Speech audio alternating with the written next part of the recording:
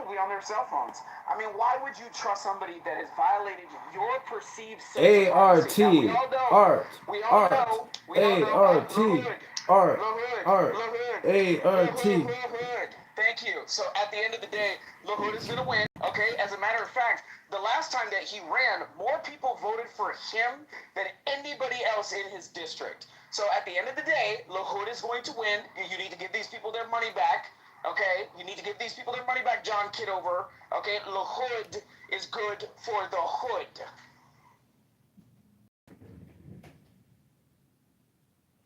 I just don't know how we expect to have privacy when we are on a public social audio app. We're not on a public. We're on a private social audio app. And Hold on, hold on. Can I get a volunteer? Somebody volunteer? Anyone? Can someone volunteer? Okay. I'll volunteer. What can I do for it? Okay, Moose, can you read the room title? We are Out loud, please. we are being live streamed to YouTube. Do you consent? Now, wouldn't presence in this room after that disclosure suggest that you do consent?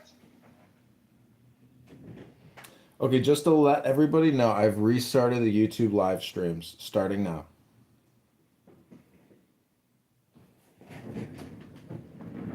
How many viewers are there? You ain't got no fucking juice. Mojo, the answer And is that's no. another thing. It's not So, explicit consent. If you guys know that there's, like, if he has no viewers, like you guys just said, then why, like, do you know that they can use our voice on here and they can use it for commercial use?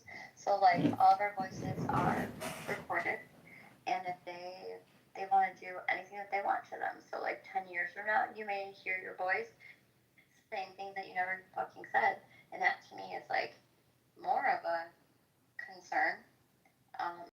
But you have given explicit consent to Clubhouse. Yeah, You have not given any consent to John Kitover. Let's just have an honest conversation about this. What is the real concern that you have about the streaming? Is it because somebody might listen to what it is that you say? There's more people in this room listening to what you're saying than there are on the YouTube channel listening to what you're saying. So, like, explain yourself. Like, what is your major challenge to this? I have one. Can I take a moment to express it? The archive is memorialized in a different way against the terms and conditions that we agreed to on this specific app. Adams, I think there was somebody else who will say, do you want to take the mic? Well, Adams almost partially stole my thunder. So I think what John's doing, I don't know if this is his intent, is building an inventory of unstructured data, which in video it's sort of less threatening than it is in other formats, but probably 8 to 9 months from now, with advanced Blackwell and Rubin chipsets, for under $100 with the appropriate prompts, probably in less than 5 minutes, someone's going to be able to go through that entire unstructured inventory and make it structured. This is so funny. So tailored to This is so funny. who you are and everything you've said, building a profile, recollecting anything that you've ever revealed about yourself. And that includes even John, when John's having passive conversations. So as John's recording all these rooms, he's living his life. He's chatting with friends on the phone about his own life, the dates he's going on, things that are going on in his family. All of those things are captured as well. So I wonder to what extent John has considered the law of unintended consequences. Or is this the intent? Well, did anyone ask John?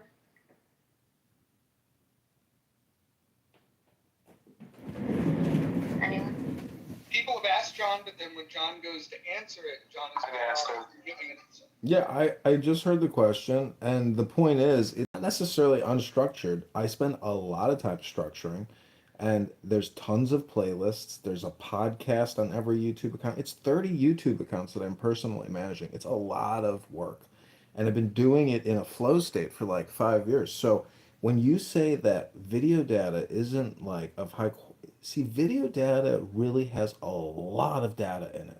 And if you look at it from a gigabyte perspective, you'll understand it really is a lot of data in a video. So my ability to live stream on my AT&T fiber all this data, I can't believe I must have uploaded like hundreds of trillions of terabytes at this point. And So what why is do I pay the only recent $60 a month? difference? No, Yeah, I'm why do you trying put to it all game the this person? system. I'm trying to game the system. This is like a hack. And all of you, if you are in my videos, you're in my network. You're connected to me somehow now. So you may not like that because I'm running to Congress, but I have created an artificial network with you, whether you like it or not. You're all in my Yeah. videos. So in a way, Yeah. I'm responsible to you, and now you're responsible to me. So fork it over, and give $10 now. Make it your Zadaka of the season. All right, wait, hang on a second, Ron. One second. You missed Will's very good point. I'm not sure you understood what he meant by unstructured data. You can take all of those recordings, get those transcripts, and then you can organize them by serial prompting them, and you can make additional content out of them. That's what I believe he was talking about, and you missed that point entirely. Well, I was actually saying he doesn't even need the transcripts. The technology is going to be able to write transcripts, make associations, sort of create metadata Yes, about yes, the yes. relationships. Yeah, that's a distinction, but yes, you're right. You're absolutely right. But the You fact of the guys are matter is, you guys are talking over what's already No, there. yeah. 30 You're actually YouTube talking accounts over with other people. John, 20,000 hang on a videos. second. There are other people talking as well. Okay. I know, but it's I'm going to add my 20,000 2 cents. YouTube I'm videos, going to add my 20,000 2 cents. I'm Instagram going to videos. add my 2 cents here. You do it again, you're going to go down again, John. Thanks. Appreciate it. I don't know who else is going to bring you up if that's going to be the case.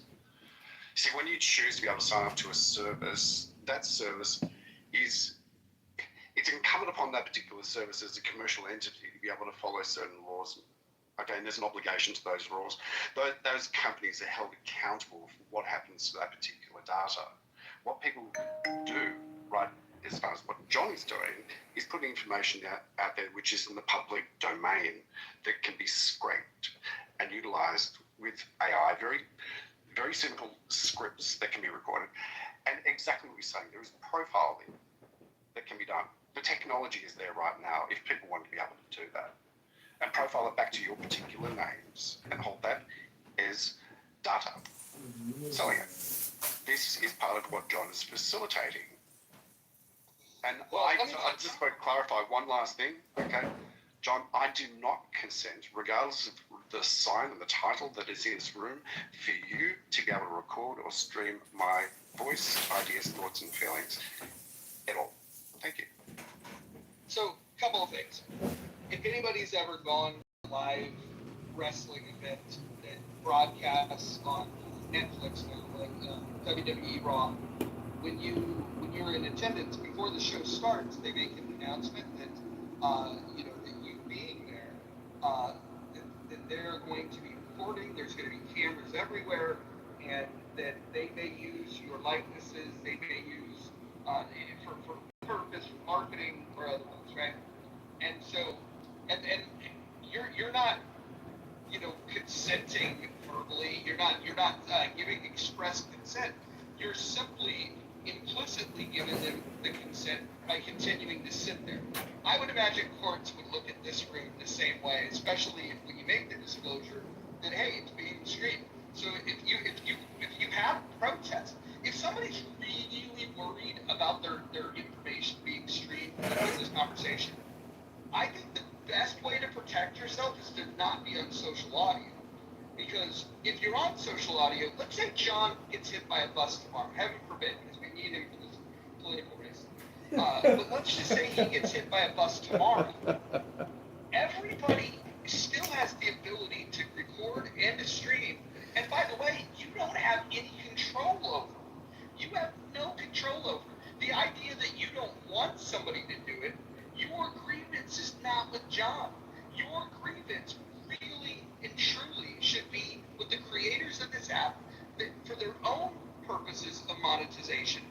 said that if you give them $5, you can remain anonymous, allowing you to record without anybody stopping you, allowing you to stream without anybody stopping you.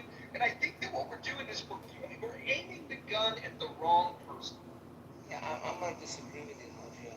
Your wrestling analogy, when you buy your ticket, there's a disclaimer on it. If you haven't heard the explicit announcement, this is going to be recorded, you have at that very moment the choice to leave. That is not occurring here, and this is not just... We have a leave quietly button here. We have a leave quietly button here. Yeah, but I think Mojo, we're giving. That's not the point. It's not the point. So Roger, are you suggesting that, the solution is for people to not attend your space that has a problem with him and his presence in here and being recorded? So here's what I would suggest. If you feel that you want to protect yourself from being streamed or recorded, you can make whatever decision you want. It can be limited to not coming to this room. It can be as extreme as, removing the app from your phone. The one thing I would caution you, though, is whatever other room that you might go in that you think is not being recorded, I just want to give you a little warning, a little whisper. Not only is somebody likely to record it and stream it, the app itself has incentivized it. They have actually incentivized people to do it. Your grievance is not with me in this space. Your grievance is not with John and what he does. Your grievance is that the app is not working in the way that you want it to. And I would just say attend the town hall. Tell Paul how you feel. I don't know if you're going to fix this problem by bringing this to the attention of John, who for 5 years has told people this is what he's going to do. All the app has done is said, yeah, we agree with John. Yeah, I don't think that holds water. Yeah, I don't, and he's harassing people, and everybody in this damn room knows it. Who is he harassing? He continues to antagonize people with the fact that he's archiving people's sentiments and the things that he's saying on another app. He's openly doing that. So if anybody wants to put out to, put a lipstick on a pig, then go ahead and do it. But at the end of the day, he is harassing people.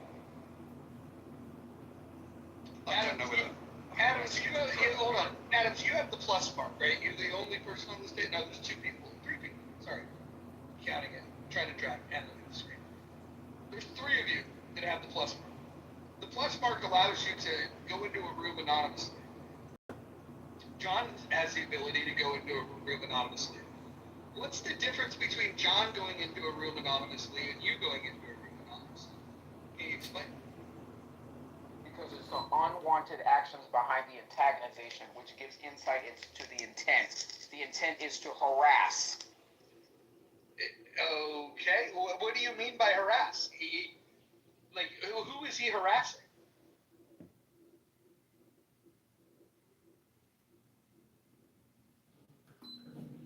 Yeah, I'm not sure that harassing argument is a good argument.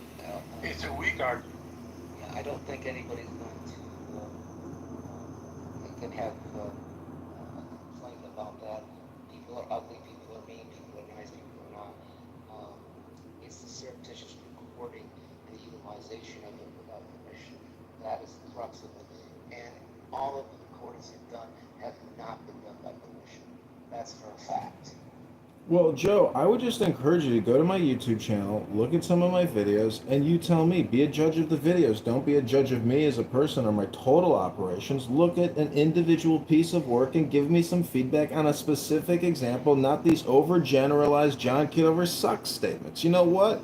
You're a critic and you suck. Wait a minute. I have not criticized you one bit, and I don't need to go to your YouTube to hear people talk that have been recorded without their permission. The fact of the matter is the surreptitious recording. That is the crux of it. Joe, you have to go. Hold on.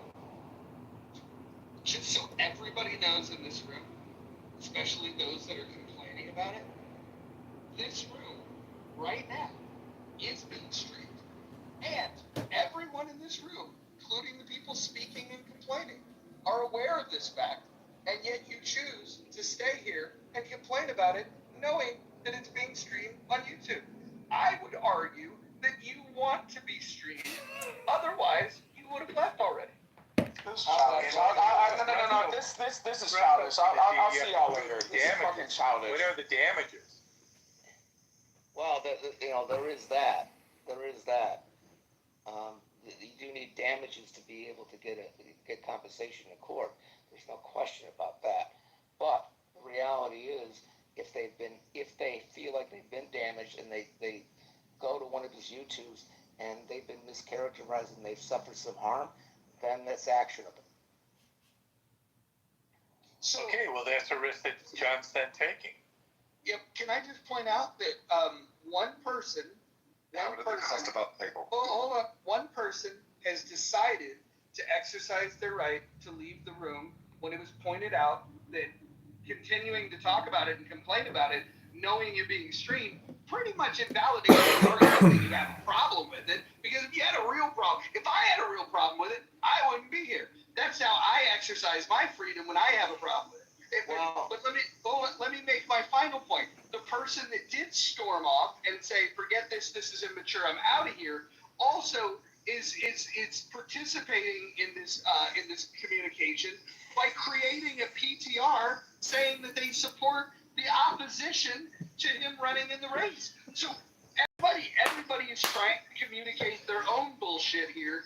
All I can say is that John's just doing it better than everyone else. Well, let me point out that Rowan said that he did not give John his permission to record. That's all he needed to do. Everyone wins. That's my slogan. Everyone wins. John has to stop. No. This room is telling people that this room is being recorded. No, you may be. No, that's not good enough. Hold on. Let me explain something. It's not good enough. It is good enough. Listen, if you were to walk into Stone's poker room in Sacramento, or you could go to Live at the Bike, the Bicycle Casino in Southern California. You walk into these casinos and they have tables that specifically have cameras that record the poker game, and they put the poker game on the fucking television so people at home can watch what's happening at the casino. If somebody sat down at that table and said, "I don't consent to fucking playing," they wouldn't fucking sit there. Like you got to understand, you have a responsibility here, and I think that people that are saying that they don't consent, but then stay in a room that they know is being streamed, I don't think they're being very genuine. No, I think you're wrong. I think if the examples you're giving of this poker room, and you go to management and you say, "I don't want to be recorded," they will invite you to leave. Yes, I work in the entertainment industry, and all I have to do to film in public and get your consent is put up a sign that says, "I am filming. If you walk past this, you are consenting to be filmed." Mojo is absolutely right. I deal with it on a regular basis and have been for 30 years in the entertainment industry. If you don't like it, it doesn't matter what you consent to or don't consent to verbally. If it is posted at the top of this room that this is being streamed, you are giving your consent by being in this room. I know it sucks. No, I think you're wrong. I think you're completely wrong. Please let me finish, Joe. Please let me finish. I disagree with what John's doing. I've heard the crux of your argument. Okay, I appreciate it. But I disagree with the crux of the argument. It is not Clubhouse that is putting this in the title. It's Mojo is putting this. He's putting the title in this particular room. John is not. John is the person who is streaming this, and I'm repeating myself. I do not consent to having my voice, ideas, thoughts, or feelings being recorded or streamed onto any other platform. And if John chooses to be able to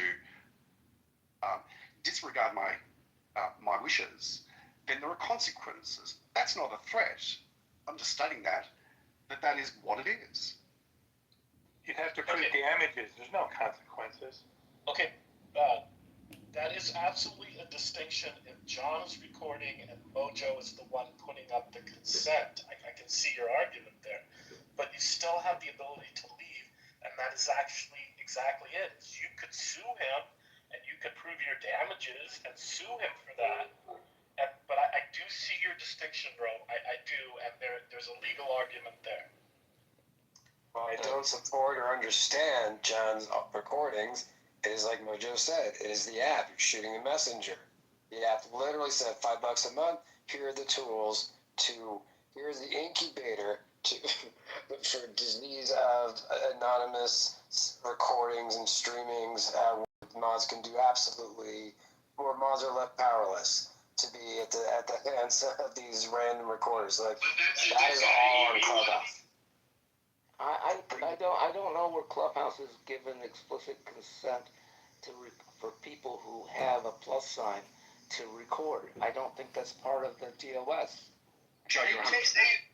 You're 100% correct. It's a public app. Hold up. They've taken my ability away. I used to have the ability, and you can ask John about this. If he was in the room under one of his many aliases, if I recognize, oh, okay, that's the person that's streaming the room, I was able to remove him from the room. I no longer have the ability to do that. I had it, and it was taken away from me. The app itself has taken away the tool that I had at my disposal to deliver to what you guys are asking for, is to take his ability to stream the room. That tool has been taken away by the app creator. So I'm going to put this challenge out to you guys. You go ahead and put together a fucking petition saying that you think that the $5 a month anonymous feature should go away, and I will fucking sign it. Matter of fact, I will actually advertise that people sign the petition. I will sign that petition. But what I won't do is sit here and allow people to just have this cowardly fucking argument that why are you not taking the fight to the fucking person that created the conditions that do not allow moderators to kick people out for streaming rooms? You guys are not willing to fight that fight because you don't have the gun. Instead, what you do is you'll sit in a room that you know is streamed and sit here and bitch about it. You guys don't want solutions. That's why you probably haven't donated to John Kitover. If you want solutions for problems that we face, you might want to just pay up. John Kitover for Congress. Well, that's a nice soliloquy, but it doesn't matter. John has been recording surreptitiously for 5 years, and the body of that work is on other people's content, and nobody gave him permission to do that. And irrespective of Clubhouse, they haven't given anybody the right to record. In fact, their TOS says that you can't personally record rooms. Did you know that Joe Armenia, who is the community guy for Clubhouse, was in this room when we were doing a money bomb for John, and we mentioned in front of him that this is streaming onto YouTube. And during that room, Joe Armenia didn't shut this room down. What he did was he actually followed me, something that he had unfollowed. Well, he unfollowed my old account, but he followed me. He followed me. He heard that this room is being streamed, and he is the person that manages the community here, and he followed me, knowing that this room streams to YouTube. So are you telling me that you think that Clubhouse doesn't want this to be streamed? Because I think I have some anecdotal evidence to the contrary. Well, you lost the whole thing on Roger, anecdotal. you sort of lost the trail there, respectfully. Okay, it's not a matter of whether they want. Okay, what are you gonna do about it, bro? Bro, what are you gonna do? Okay, what are you gonna do about it? People actually sign up, and they say, you know what, I accept these terms and conditions, and they become a user. Okay, instead of crying about it, what are you gonna do about it? I'm not crying about it. I'm doing what I can, of what I'm willing to be able to do at this point in time, and that's to be able to try and protect myself by stating very clearly that I don't consent, John or anybody else for that matter, outside of the terms and service and conditions of Clubhouse, for anybody to be able to record or stream my voice, ideas, thoughts, and feelings. That's what I can do. That's what I'm willing to do. Okay. Hold on. So I want to make a statement. This room is being recorded. This being recorded by Clubhouse. It's also being recorded and live streamed onto YouTube. And if you're in this room, you need to understand that your voice will YouTube. And if you don't want that to happen, there's action that's required on your end to make sure that doesn't happen, because this room is being streamed now, and it will continue to be streamed. And if you don't like that, the ball is in your court. Okay, I hear that really loudly and clearly. That's perfectly fine. The conversation I'm having is not with you about it. It's actually with John. I'm saying to John and anybody else who chooses to be able to try and record or stream my voice, ideas, thoughts, and feelings, that is not something I can consent to.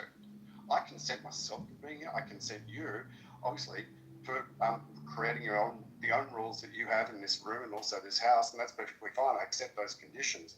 But I don't accept John or anybody else recording my voice and streaming it. So quick question for Joe or Ro or anybody else that is anti rooms being streamed, despite the fact that the app is allowing for this. What do you plan to do about it? Not one thing. Nothing. Well, there we go. Yeah, Mojo, I think you're maybe either not sensitive to or missing the point that the risk continuum to the variety of people in the room is different. So you're a guy who's probably at the end of his career, probably well-resourced, doesn't have a lot to lose. And I'm probably in that same situation. Otherwise, I wouldn't be so comfortable with John recording these rooms. I'm not uncomfortable with it. I can see things in the future that make this a really bad idea for a lot of people, including myself, but it's not going to be the thing that gets me. But if you're not like between me and Anson in that sort of cohort, you might have something to lose by sticking around this house and expressing yourself based on the technologies that are coming and based on the data sets that John's collecting. Wait, hold on. Are you under the impression that John's the only person that records or streams these rooms? No, and I'm not concerned about it either. Because, like I said, that's for me. I know it's not going to be the thing that gets me. Okay, how about this? Name a public-facing house on this app that you believe doesn't get streamed. No, I think it all gets streamed. I know it all gets streamed. Like, I'm not new on this topic. So then what the hell is the critique about? I don't see anybody going into biblical smoke and saying, hey, I don't consent to the stream. I mean, like, figure out whatever house it is, whether it's chillism or political correct or Lisa 420, whatever house it is that you go into, or even just a room when you're amongst friends. I want you to explain to me, are you under the impression that what's happening with John is not happening there? Like, because I can't think of a single place, with the exception of a private room, which, by the way, the person that you're having a private conversation with, they might be screen capturing it too. Who fucking knows? People are weird. For sure. No. Yeah, I'm not saying like what John's doing is exclusive. He is probably doing something at a level of scale, using the resources of a Meg 7 company to act as the repository for what will be a glorious data set a year from now, where you can pay $100 using a technology that comes out to consume, to eat that entire elephant of YouTube recordings and prompt and mine probably really valuable shit out of it. So, it's not a threat to me, but and I don't know that John's doing this with a threatening intent, but I can see the law of unintended consequences of what he does ends up creating quite a threatening atmosphere. Well, So some other people, I'll add something to that. We'll see as well. I gained an inordinate amount from social audio, not just Clubhouse, but social audio in itself. Part of what that is included is actually me sharing, having shared personal things, being vulnerable, having courage to be able to do that. And that includes other people. right, within my circles, who have managed to be able to do, who've gone through that process and grown as a result of that, and developed like really, really amazing communities and connections. Prohibiting or inhibiting a person from being able to do that, knowing that there's a good chance that they're actually being recorded. I'm not talking about this particular room, because there are other rooms that are being streamed by John, as he's already said. Basically dilutes the value proposition individually and maybe even collectively if something isn't actually said about it. And I actually really I do get a lot of value out of Clubhouse and social audio. I'd like to make sure that other people continue to be able to do so. And this idea that, okay, Clubhouse, in my opinion, has earned by allowing anonymity and furthermore from disallowing moderation, or effective moderation, to be able to provide environments where people can speak their mind, can find courage to be able to talk about certain things that might actually be very close to the heart. That's on them, got it. But that doesn't mean they consent and give license to any and all to be able to stream content from these rooms onto other platforms where that information can be reviewed by other people. So answer this question for me, Rob. Yeah, you know that Clubhouse knows that John's doing this and that others are doing this. We know that they know this. We know that he's been mass reported. Yep. Clubhouse has made a decision to allow him to remain on this app, knowing what he does. Yep. Do you think does that signal to you that they support it, that they frown upon it, or that they're indifferent? What's the signal to you? Well, I mean, the signal's a couple of things there. Either they, as an entity, are aware of it, or there's an individual that's aware of it and has chosen not to be able to do anything about it. There's two distinctions that are within there. But again, the terms of service, regardless of what an individual actually said, speaks for itself. You are not allowed to be able to stream or record rooms and conversations without other people's consent. The system doesn't allow you. I know. Well, hold on, but you keep saying that, but now you didn't answer my question. My question was, what do you think Clubhouse thinks about that? Even though they have a terms of service that you agreed to, right? Yeah. They're not enforcing this, despite the fact that hundreds, if not thousands, of people have brought it to their attention about John's behavior on this app, and they choose to allow him to remain. So why do you think that they're against this behavior if they know about it and they're allowing it? Well, okay, so there's two. Well, they're not. It's free marketing. There's two distinctions to be able to make. Okay, it is actually doing free marketing. So for them, it's a double-edged sword, because look, if they were audited or they were taken to court and it was found that they were knowingly enabling this, that'd be one thing. Okay, then they would be held accountable. However, on the marketing side, and for an organisation that's probably trying to maximise as much as they can in terms of getting exposure, this is a great marketing opportunity for them too. So there's no one answer to it, and I don't know that I'm right. It's just an opinion that I might be able to share. Yeah, I would say this: if you had turned on replays for this room, which you have not, and if John had just been collecting replays on Clubhouse and utilizing those, I would have no problem with that, because you can do that. Hey, Let me ask you this. Hold on, let me ask you this. If this is such a legal problem, the platform that he is streaming it to is very risk adverse. In fact, there's a process in which you could have content taken down. If he was to play music, copyrighted material, just for a few seconds even, he would lose his entire channel, not just the video that he's posting. He could do a lot of damage. He could forever be banned from monetizing, which takes a lot to get monetized on an app like that, which he's nowhere close to. But YouTube, which is very risk adverse and definitely wants to follow all the laws pertaining to privacy and intellectual IP and this, that, and the other. YouTube disagrees because I've gone to YouTube to try to get content removed, and they won't do it. Now, if you have a specific angle that you can go to YouTube and get them to take it down, that'd be one thing. So here's just some facts on the table, okay? All the facts. This app enables this functionality. It took away the ability to for a host of a room to do something about it.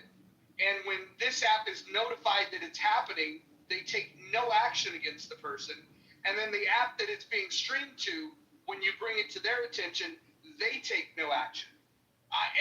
And then the final thing is the people that have this grievance, that know it's being streamed, have no problem staying in the environment that they think is so destructive.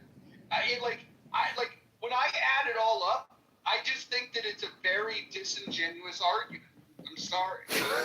No, it's not. It's fair use and copyright. Just because the app has a blind spot to it, it doesn't give license for people to be able to look. You know what? I don't think, no matter what I say, it's not going to make any difference here. Okay, Roger, I love and respect you. Okay, we're going to disagree about this. In fact, I know for a fact that you and I agree on certain elements of this dialogue, and that's great. I appreciate that. I know that if, for example, if Clubhouse turned around and said, we are going to disable that functionality where people who are anonymous cannot be booted out, then perhaps you would be changing your ideas as they are standing at this point in time. Okay? It doesn't get around the fact that, and it's fine, you can put the titles up there, all good, fantastic, but it doesn't get away from the fact that John is streaming, right, people's ideas, thoughts, and feelings and voice without consent onto another platform. And by the way, I have reported content. I'm not going to say whether it's John's or not, and I've had content removed by YouTube for the very reasons that I'm talking about. It's an infringement on copyright. Can I tell a little story? I don't block a lot of people on this app. I blocked John like 3 times and unblocked him. I like John. I actually sort of get his humor and enjoy it. I don't see this being a really good thing for him. And in fact, I would say that of all the people, I think he's got the most to lose.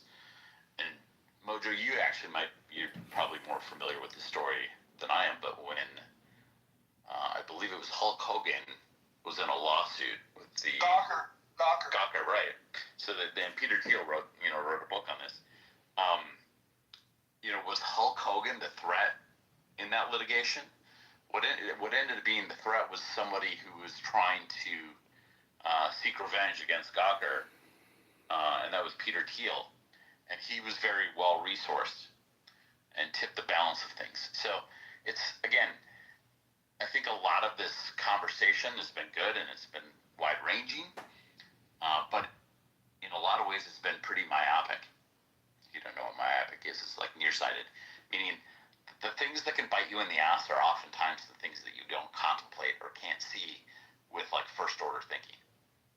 And I think, while none of this bothers me, and if I guess I had a preference, I would prefer that John doesn't do this, not only for me and for all of you, but primarily for himself, because I intend on giving him some money, and I wish him the best on this campaign. But I think he could be making a better decision as it relates to recording these rooms. I see a lot of downside, very little upside. Look, and I was in that same camp until the app itself took those tools away and forced me to reconsider. I just want to respond to the Gawker thing, though. The difference in the Gawker case was it was a private conversation that was released publicly. That's the difference. This is not a private conversation. This is by definition a public conversation. Well, that will be like, hopefully not, but that will be for the courts to decide. And legalities aside, It's in the name. It's Gentlemen, please.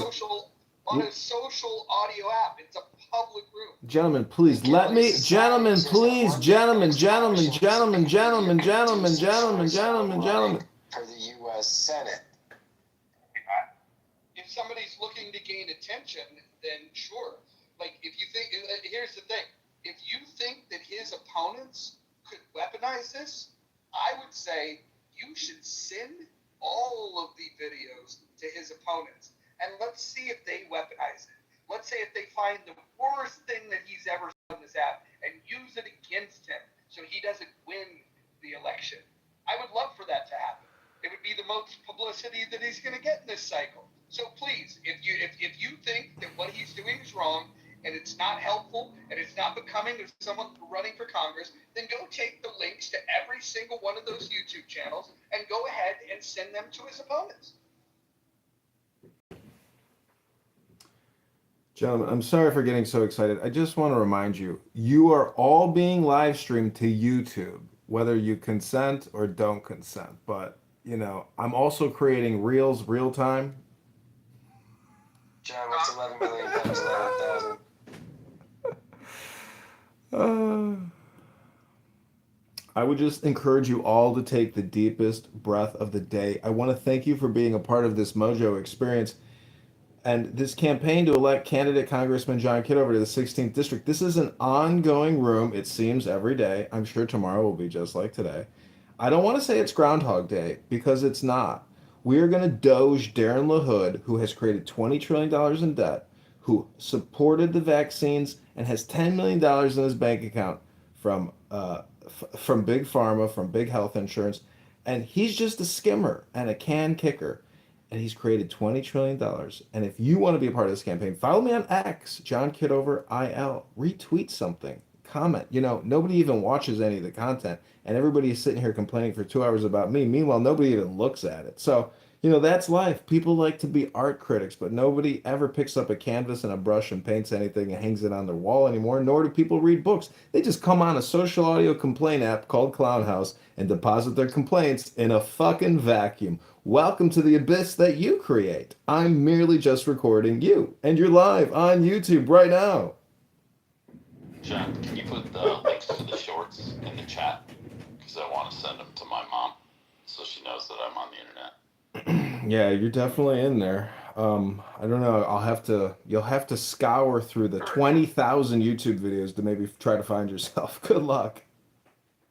Yeah, just FYI, I again do not give consent to you, John, or anybody else to be recording or streaming my voice, my ideas and thoughts. They are mine. Do not do it, John. What is this, dinner for schmucks, and you're running like a hypnosis seminar or something? I mean, Ro, let it go. You're in an online social audio chat app where I'm not the only one who records. It could be 100 people recording you. What are you going to do then? I don't know, Ro. You're going to say the same thing to everybody else? Get over yourself. I can't be the only one who's recording this. Clownhouse records this. The government records this. No one controls your thought, Ro. You're free. You're a free man. I'm just live streaming myself in my office because I think it's the best idea to do. You sounded very triggered at the moment, John. I didn't take some information. I'm just making it clear to you I don't give consent and I do find my voice or any part of my thoughts and ideas on one of your channels. What I'll is be this, dinner for recording. schmucks? And if that means that your channel goes down, I'm not going to cry at all. Oh, you think I'm gonna cry? You know how many accounts I've had nuked, deleted, Clownhouse, YouTube, etc. You think I'm crying right now? No, I'm still having fun. I'll still have fun. Whatever they knock off, it won't stop me. I'm gonna go all the way, baby. And we're in March. We're gonna win that primary. Darren LaHood is gonna shit his pants when he realizes his 10-year reign of $20 trillion in debt and skimming is over. The people of Peoria, the people of Rockford will be liberated from a fake Republican rhino, a vaccinologist who said if you don't get vaccinated, you can't go back to work. You gotta get vaccinated or the pandemic will never end. Send me more money, Pfizer. Send me more money, Blue Cross Blue Shield. This pandemic will not end until all of you get vaccinated. That's what he said. Look at his social media. Just go on his X account and type in vaccines and pull up all the vaccine posts he made. He didn't delete them, they're still there. Read what he wrote. Read what the man wrote. His name is Darren LaHood.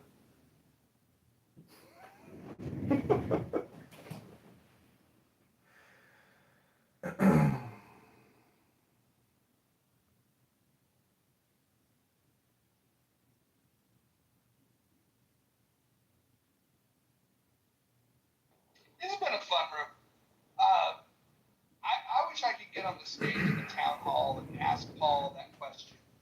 I would just love to ask Paul, hey, why did you take the tools away from the room creators to kick people out of the room?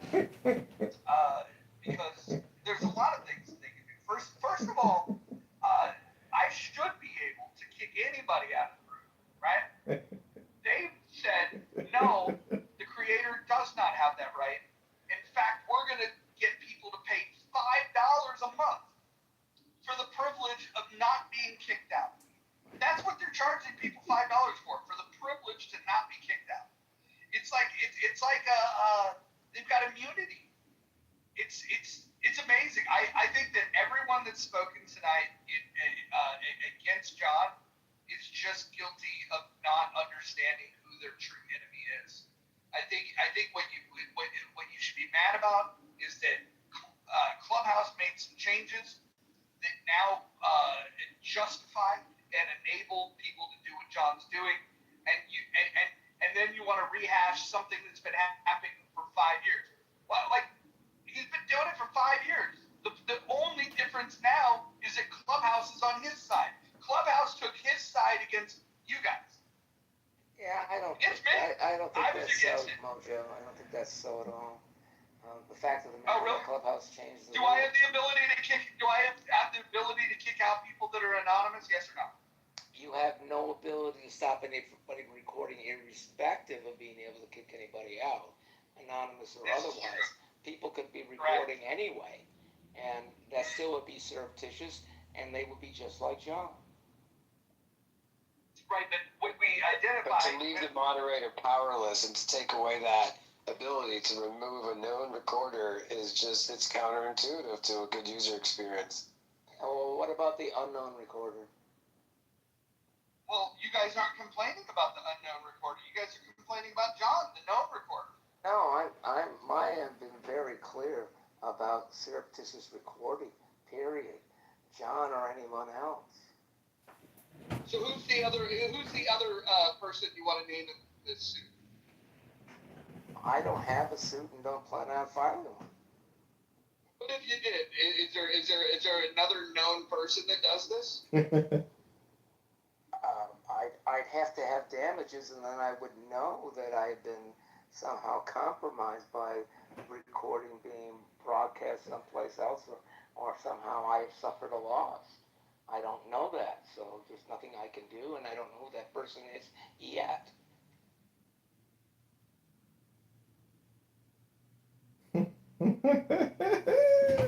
I don't think a judge would be very sympathetic to these arguments that I'm hearing. This is. Joe, how many times have you been in court or prepared for a lawsuit? I've been sued a couple times. This week?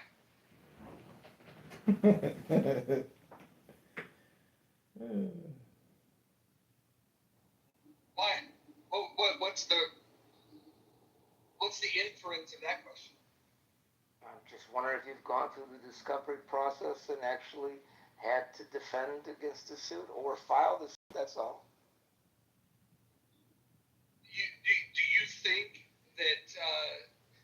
that it's likely that if somebody in this room that's choosing to participate in this room, despite the fact that everyone in this room knows it's being recorded, do you think that by stating that, hey, I don't want to be recorded, you think that that's going to hold up in a court?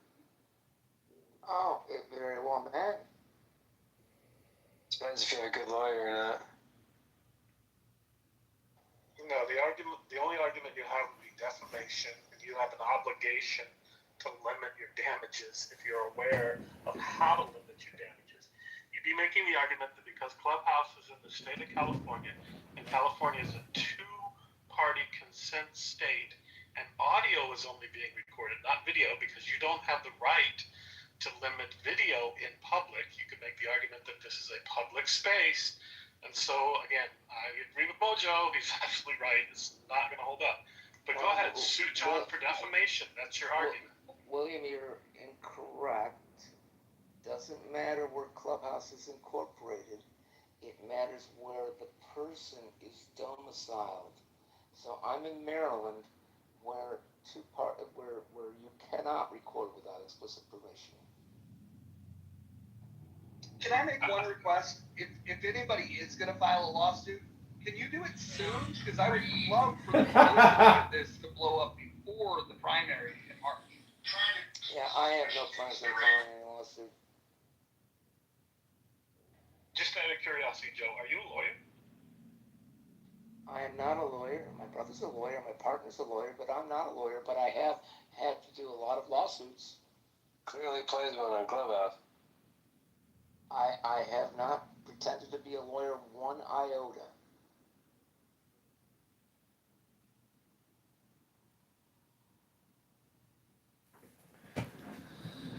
See, I mean, part of the campaign strategy is to be that candle or that star, to attract attention. And I want to thank you all for centering me for over 2 hours as I create clips about you complaining about me, because this is one of the most essential strategic components of my campaign to win the 16th district and defeat and remove Darren LaHood, the toxic vaccinologist and $20 trillion debt creator who doesn't care about his constituents' property taxes, their income taxes. All he cares about is a big, beautiful bill and trillions of dollars in debt. So Pfizer, Moderna, J&J, So your AstraZeneca. solution is to be an asshole to everyone on Clubhouse, and that's how you get elected? That's a great platform, bro. Reverse psychology. Yeah, I want to be clear, John. I just wanted to ruin his little John. there that he was trying to do his speech. Yes, sorry, That's how William. you combat him. Every time he goes off on a tangent, interrupt him. Yeah, sorry, William. I have not made any ad hominem towards you, John. I have focused entirely on the practice of surreptitiously recording. That's all my commentary has been about, not about you. Okay, so I want to officially hedge my bet here. John, I do not consent to you recording voice, my likeness, my thoughts, my expressions, my deepest, darkest desires. If you do that, you son of a bitch, and there's a class action lawsuit or some other type of way to get some money out of this, I'm signing up. Forgot to state your name. John, I demand to be paid. I am Mojo X. No one forgot his name too when you guys did a legal disclaimer all over again. Name wasn't on it. Someone once remarked that the only people that watch my videos are the people who are actually in the videos. Therefore, it's a very, very small community of people, because it's really not that many. I mean, it's a couple hundred people, and people know who I am, and they go to my YouTube channels for gossip, for source. I mean, I am the modern day gossip magazine, redistributor. Like, I'm the laziest, what are those people called in the streets that film celebrities? Paparazzi. I am the laziest paparazzi of all fucking time. I literally sit here and just click, click, click, click. No work, no editing, nothing. It's the laziest clipping job in the world. I am the paparazzi spammer of Clownhouse. I hate to tell you. Constituents of the good people of your district are looking for in their congressman. Well, it's important. It's important that they know that I'm a former U.S. Army intelligence officer, and that I have provided a service to them. And inside, hold on, Moose, hold on, I haven't gotten the thought out. You're interrupting me. Do I interrupt you? Go ahead, Moose. You can finish up. And I was curious what your answer would be if they ask why you're doing this. Well, as Mojo stated earlier, if it does get out and you do help the campaign and you send videos of the most toxic conversations on Clownhouse, for example, just in the past 72 hours, or maybe the past week or the past 30 days, find the most toxic, vile, repugnant vulgarity that you've heard on this app that I've recorded that YouTube amazingly doesn't take down, and send it to Darren LaHood. As Mojo X said, If Darren LaHood attacks me as a candidate, it gives me credibility. When Dr. Adams comes in here with a Darren LaHood PTR and I'm recording it and posting it saying the Darren LaHood campaign associate or aide is attacking the campaign for candidate Congressman John Kitover, you have to realize it's all part of the plan. And even if you don't give a dollar now, I'm still going to use your voice, your PTR, and this conversation in the campaign. So you've got nothing to lose, and I've got everything to gain. So give $10 right now to elect candidate Kitover to the 16th District of Illinois. Hooah!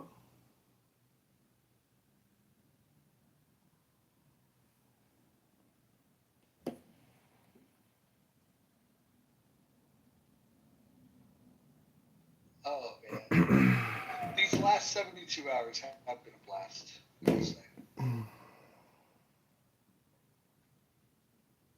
I think we're all going to be looking back on this and having a good laugh, Roger. Let me ask you this: have you been listening during earlier in the day? Like, well, I guess that's a weird concept for you because you're on the other side of the world. But earlier today, we had some accusations thrown at John of stolen valor. I think we should send that to the opposition. I think we should send that to Darren LaHood and the Democratic opposition and see if they run with that. Tell me, do you trust a person on face value who would spend 4 years of their life almost 24/7 recording other people on the internet? Well, when he was accused of stolen valor, I did like a Google search and I found plenty of evidence that supported that his claims were legit. I could find the evidence that he went to the Citadel, for example. Claims that were, I mean, the things that were said today were crazy, and in fact, if there was a crime committed at all today, it would have been the crime of slander. You know, Rohan, I also posted my military ID and my Service Connect disabled veteran healthcare card. So I don't know why you feel the need at this point in time to be able to try and defend yourself. you sound triggered. You sound triggered. Who hurt you, Rohan? Who hurt you? You sound Your mommy triggered. hurt me. My Your mommy. mama hurt me. Me mommy? Yeah. Your mama. Yeah. It was a straightforward question, but yeah, look, I was actually about to say, look, I'm not suggesting that John Kitover is anything but the person he says or indicates that he is. That's perfectly fine. And look, John, for what it's worth, I actually find you amusing. I think your comedy is actually really funny. If it didn't impinge upon me and other people around me, That's what makes it funny. yeah, maybe I'd see this different. It's not just at my expense. See, that's why I think it actually is kind of funny because, you know, the room title is We Are Being Live Streamed to YouTube. Do you consent? But yet, technically, this is a complaint room against me individually as someone who records himself in his office, and you are consenting to being here because you're in a room titled We're Being Live Streamed to YouTube. Do you consent? If you're here, you are consenting to being recorded, legally speaking. It's in the subject title of the room, in the muff. The whole room's being recorded. Everything you say is being live streamed on YouTube, and you are talking. So let me just give you the link to the YouTube so you can see what it looks like from my perspective. I know this may be, you know, earth shattering, but let me get you that link to YouTube. Please hold. Now, were you able to segregate the content from before the disclaimer was put at the top of the room? Yes, as a matter of fact, when Roger changed the room title, I restarted all the YouTube so it's fresh. Start from the time of the title start. So you're technically in a room right now, which is timestamped and pressed with the title, with a new feed called We Are Being Live Streamed to YouTube. Do you consent? Let me ask you this. Well, Joe, before you ask your question, can I just ask one question of you guys that are complaining? Would you guys please write letters, send emails, make phone calls to the Darren LaHood campaign headquarters and tell them about these live streams that the opposition, so they can tell the good people of Illinois about just how crazy John Kitover is. This will help the voters make an informed decision. If you guys can go ahead and do that, you would be doing your civic duty. I encourage you to do it. In fact, I will buy the stamps if you want to mail the letter. I say you invite the guy into this room. Darren LaHood? Yeah, bring him in here. Darren LaHood's too busy stealing your money. Like, he's not coming into this room. Have you asked? Wait, what is... I'll make that request. Wait, Mojo, let me ask this diagnostic question. What is Darren LaHood times 1,000?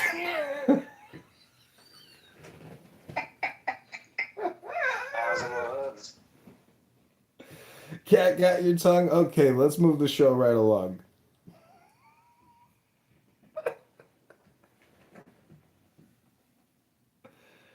So again, you are in a room here on Clown House, and you know I'm a serial reporter on the interwebs, and you are currently being live streamed to YouTube. Everything you say is being listened to by YouTube, me, and future people.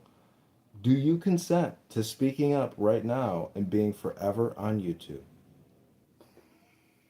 Yeah, if you can show me that you have explicit consent from Clubhouse to do it. Just look to the top of the room, underneath in the muff. We are being live streamed to You're YouTube. dodging my Do question. you consent? Do you You're dodging consent? my question. We are I being don't live shepherd streamed consent. to YouTube. Objection, badgering the witness. Do you consent? Do you consent? I object to the dodging of the. I direct your attention to the top of the room. We are being live streamed to YouTube. Do you consent? Go to the chat. There's 3 YouTube live streams right now. You can see me in my hat with my golf shirt on. I'm sitting in my office live streaming you. Every word you're saying is being retransmitted across 13 different YouTubes, 2 different X accounts, and 2 different Clown House accounts. Your voice is going through all of the interwebs, coursing out in a brilliant source of brilliance. Go to the links now to listen to yourself right now. So I'll take that as an answer no, that you do not have consent from Clubhouse to do it. I point you to the top of the room where it says we're being live streamed to YouTube. Do you consent? Do you consent? Did Clubhouse Go to put the that chat there? to find Did the link Clubhouse to the put that there? YouTube No, they didn't. in the muff. Joe, let me ask you a question. Have you heard enough tonight to consider giving a donation to the candidate? No, actually, I have heard enough, and no, I would not give him any money.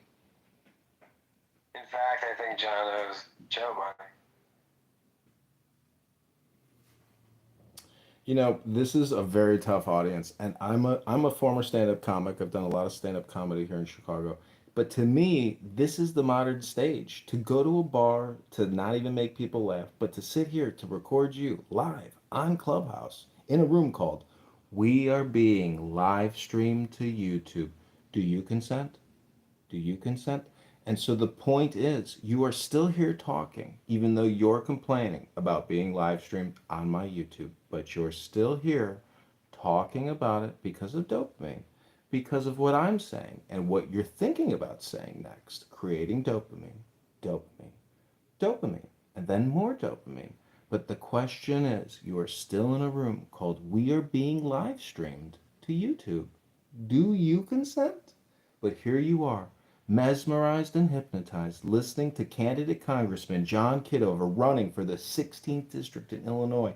Are you prepared to go into your center, hold on to the center, and find that dollar, to find that $10 bill, to find that $100 bill, and donate it to the campaign to elect candidate Congressman John Kitover right now? Just remember, all communication is political, and all communication is hypnosis, and all communication is So, spam. John, are you? So stop eating spam for lunch. Are you condescending to us, or are you insulting us? I'm not sure which it is. I am live streaming you to YouTube right now, recording His every mushrooms are word you kicking say. in.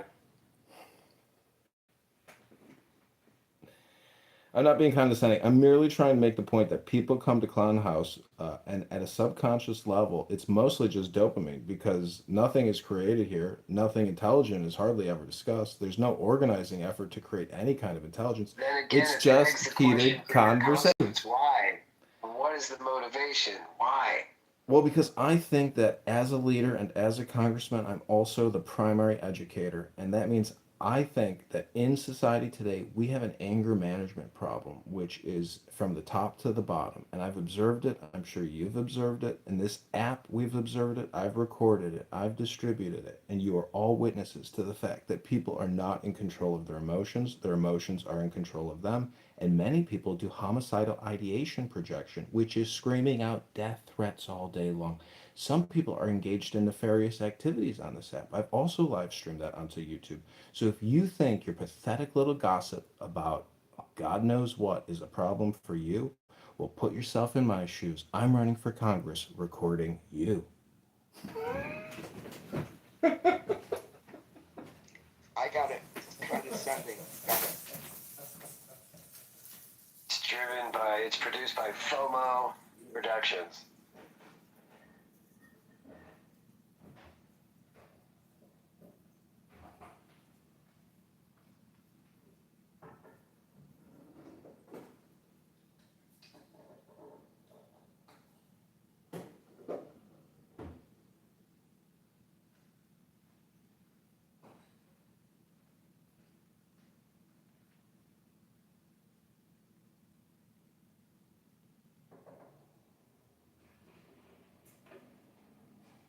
It's been a fun room.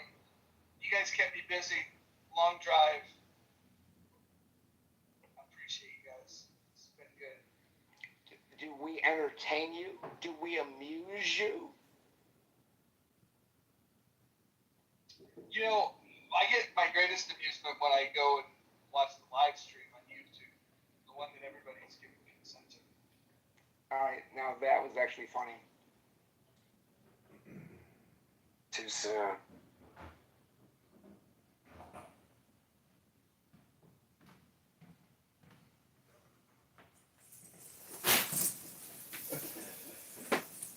Alright, I almost never get up and talk in this room, but I do have to go to bed. Thank you guys. Okay, good night, Joe. So I do get It's fun. text. I get text message from a lot of people, sending me their best of clips as well, because I am not the only one that records. I have inspired other recorders who send me their recordings of either my rooms or other people's rooms. So everything today was live streamed onto YouTube using a screen recorder. Everything yesterday was, live streamed using a screen recorder. His name is Chris. Is he in the audience? Oh my God, he's in the audience. Why don't you come up and tell everybody about the work that you are also doing recording Clubhouse?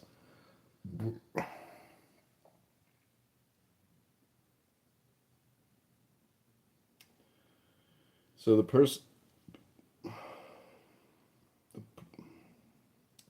that I'm talking about in the audience is the hyphenated marks Mini Mini 9. His name is Chris, and he also records Clubhouse, and you can look at his chat history. In one of the rooms, it's called Come Waste Your Time. One of my special rooms where I live stream other Clown House rooms into another Clubhouse room called Super Stupid Hypnosis, How to Waste Your Time and Listen to People Talking About Nothing. So that's the kind of work and service we do, not just for Clown House, but for everyone, to help everybody optimize their time and figure out why people are here, road raging and talking about the same thing every day over and over again, nonstop.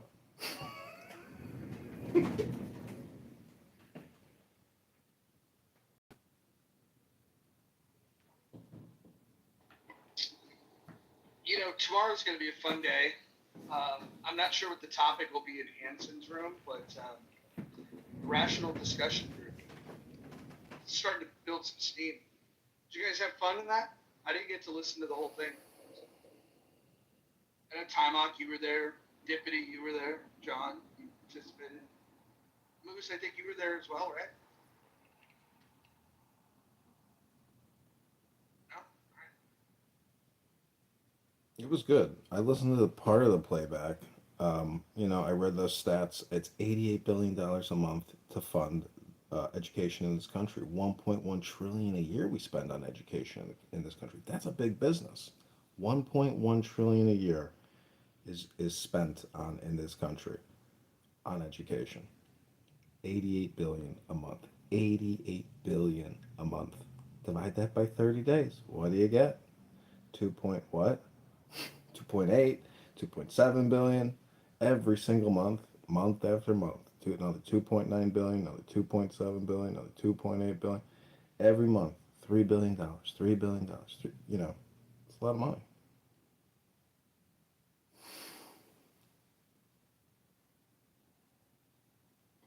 My favorite part about that room was that the poll.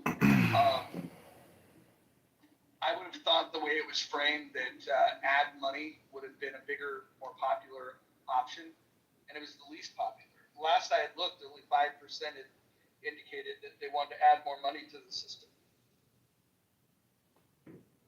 Isn't it interesting how when you say if we were to cut 20 billion from the budget, that would start to solve the problem, and then that immediate response, which basically negates the frame, and the frame being that the budget and the debt are connected, and to not make adjustments is never going to reduce the debt.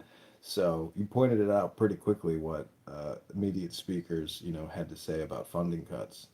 But would you want funding cuts if you were connected to that beautiful spice flow?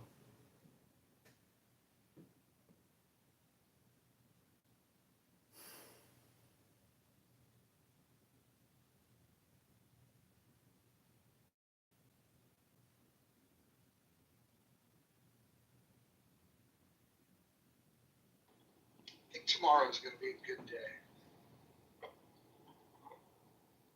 It's going to be a banger day on the Clubhouse streets. Hey, John, I'll promise you to contribute to the campaign if you burn this shirt. Yeah, I know it's brutal, right? It's fucking awful, bro. I'm not trying to be too critical. So I think I bought this thing on eBay, and it's clean and it's dry cleaned. So that's the only reason why why I'm wearing it now. But it is such a comfortable shirt. It's unbelievable. Did it come with that orange soda or that yoo-hoo or whatever the hell you're drinking? No, that's a Miller High Life with some grapefruit juice in it. Oh, nice. That's like a spaghetti, right? Almost. I call it a beer most. Yeah, I guess a spaghetti. Who ate on my spaghetti?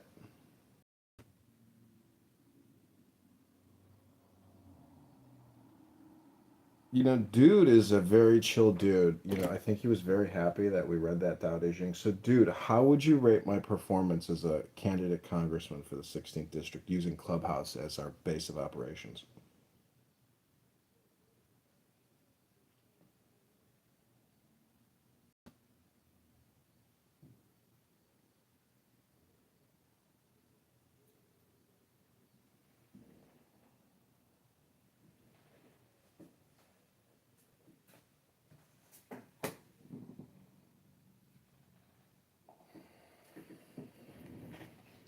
How many hits did you get on the reading the Constitution? I think probably total around 10,000 views.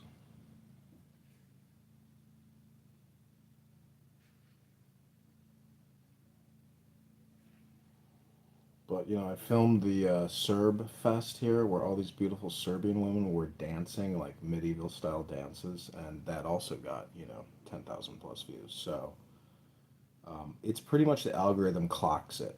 If you upload good content, you're gonna get 500 to 1.5 thousand views. And the better it is, the more views you're gonna get. If your video sucks, the algorithm knows, but it clocks you and gives you so many views every day. And the most you can upload is 14 shorts a day.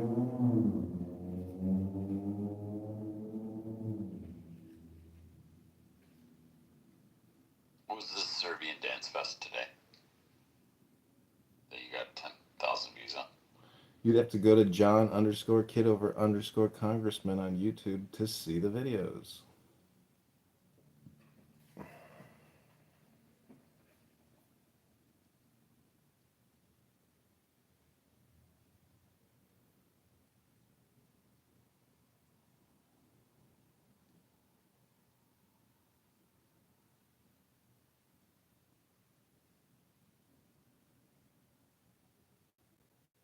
John, how do you think you trigger so many people?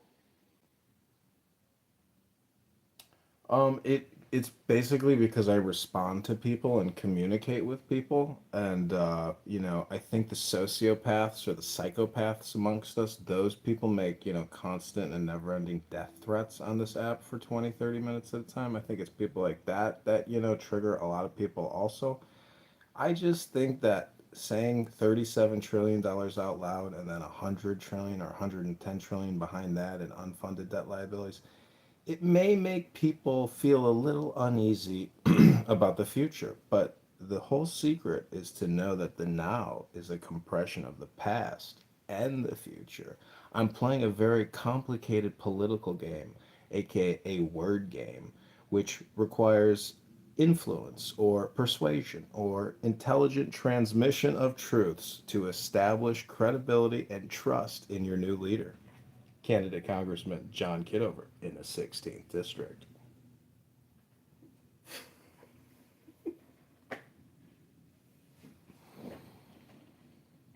Did you did you know that some of the people that have been outspoken against your campaign were such so hostile towards you before this? Like it was. Is any of this new? Is any because I know you were surprised when certain people supported you. Are there examples of people that you're surprised that didn't come out to support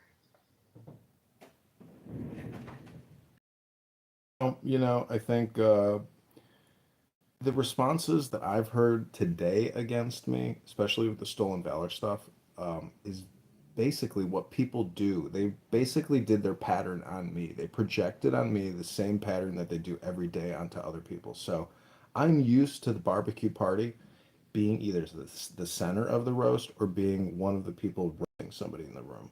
So, self deprecation and allowing yourself to get roasted, though it's a huge waste of time, I feel like the content is worth it.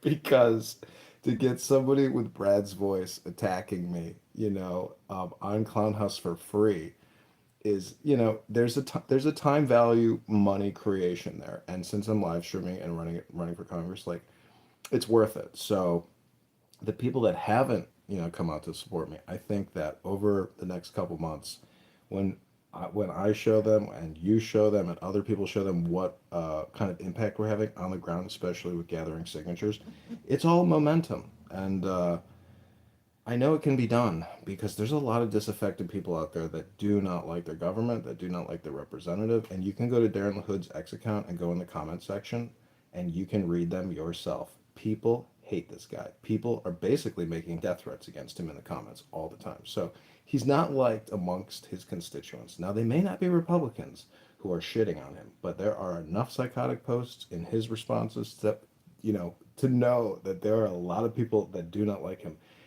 And so, anyways, I'm just saying, I hope more people on Clown House support me because I do want to use this as the conference call HQ for the campaign because it's free, it's easy, and it's transparent and immediate. So, people have never used this app to thoroughly like launch a business or an endeavor or a campaign. So, I hope to be one of the first people to successfully, do organizing on it with an actual result outcome, which is victory and defeating Darren LaHood.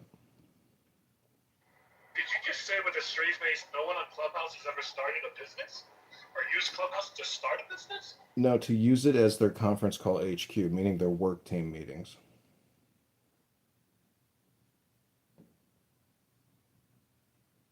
That's actually not true, but okay. Okay, well, tell me why I'm wrong. You don't have to tell me I'm wrong. Just go ahead and give me the opposite. Stop wasting everybody's time over here.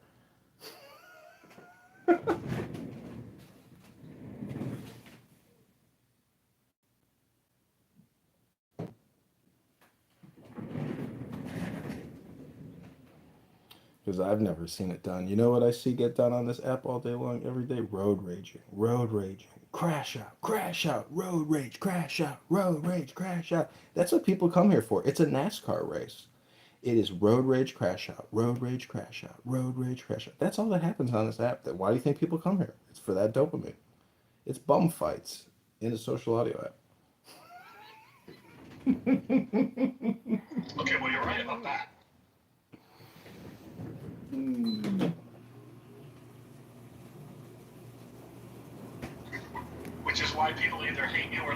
for keeping a record of that when they don't see the replays on, but Rohan, do you think maybe that's one of your biggest critiques of me is that I've got recordings of you doing road rage, crashing, or what is it, Rohan? Is it the style in which I arrange the YouTube channel or the way I sort the videos in playlists? What is it about my artistic recording endeavors that gets you so angry about, my recordings? I mean, is it the thought that you're associated with me in some far off video that you can't find anymore because I've put up 20,000 plus videos on YouTube? Magnanimity or magnanimous number of videos is just so impenetrable that it's not worth your time to even spend 3 minutes looking at one single video. Because I gotta tell you, there's so much content that when I go and I look at it, I immediately click off because I don't even want to look at it because it's just too much. But knowing that you might be in it somewhere, that thought, that brilliant idea you had that got captured in the live stream, what is it exactly? Is it a you problem? come on, Is it a you're me totally problem? gaslighting him. He told you his point. He made it clear what his objection was. You're just gaslighting him. Rohan's one of the good guys in this room. This is true. This is true. John, what about gathering comedians from the Chicago area, inviting them to Clubhouse, and tell them to participate in a Darren LaHood roast, and then stream that live under a YouTube channel in the name of Darren LaHood? That would get his attention for sure, and anybody that wants to use it. In fact, make sure that you find criticisms of him that his opponents that are Democrats would like to soundbite, and then maybe even just send the sound bites to those campaigns. Now that's a great idea. Well, I gotta tell you, recruiting comedians in the Chicagoland area is not necessary, Mojo, because you may not be aware of this, but I have officially relabeled Clown House as the new name for Clubhouse. So technically, this is a clown training university, otherwise known as a circus. To find comedians outside of this app would be a waste of our time because they're here right now. Yeah, but very few are as funny as you are. Come on. No, it's true. Wait till you see how the Dr. Adams, Darren LaHood campaign video, it's already getting a lot of views. So the thing is, if I had the money, which we do now have about $1,000, I could run these Dr. Adams, Darren LaHood videos in Rockford, in Peoria, Bloomington, Normal, Illinois, right now and get 10,000 views. It's a question of, what's the cost per click?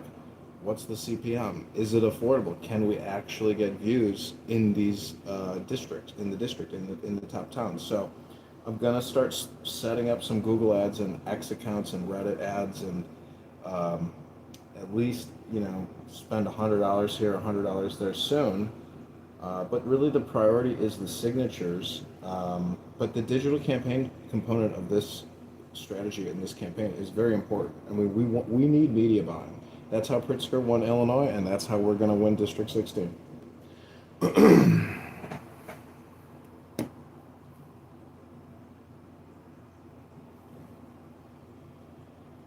So if you haven't contributed yet, look in the chat. Posting it again. See if it goes through. No. But, today's been another day of collections. I think we did $25 or $10, but maybe we got to do a refund. Yeah, we got to do a refund. But the money bomb, I think, Mojo, the sooner you create an X account, the better, because I think your magic is going to work over there as well. You just have to get that account and work your mojo. Yeah, I think getting that up and running and getting the right people connected, try to get a room together that invites influential people. I would like to be, there's I know that have some pretty fucking massive accounts over there. If I could frame it right, they would show up. It would have to be framed of just talking about the debt. That way I can invite like libertarians and Republicans. my old account, like I had Thomas Massey following me, so like nuking that account was a dumb thing. But I could reestablish those connections pretty easily. Yeah. So we also have young Augustus Palante on the team, who has worked on the Kennedy campaign, and he holds pretty big rooms at X with hundreds of people. And if we did a money bomb with him, and he received a campaign payment for creatives that we would run on X, and he would promote, that investment in him as an influencer and a creator for the campaign can possibly 10x, 100x, big implications. So the sooner we work with him to get an X room going and scheduled, and actually schedule it and have a creative made, the sooner we can build a room with 900 people over there, or maybe 2,000 people, or 5,000 people. You never know, because at peak times, 5 o'clock, 6 o'clock, the rooms are in the thousands. So it's just a question of having that one key influencer who can basically, be the moderator. Is that why he's not on Clubhouse anymore? He moved to X. Yeah, he does X rooms all the time. A lot of UFO stuff. Yeah, I know. I know his content. But he posts a lot of political stuff. Nothing about what you're gonna do if you win. Oh, next. Did you like that reading of the Constitution last night? I mean, the Declaration of Independence? It was great. Can you answer my question? Oh, I'm sorry. What was your question, Dr. Nex? What are your actual policies and plans to do anything? Because the only thing is you have plans to win and to gather money for a campaign. I haven't heard you talk about anything that people should want to give you money for. Well, see, I believe that the now is all important, so I'll tell you right now why people in the 16th district should vote for me. The number one reason is property taxes.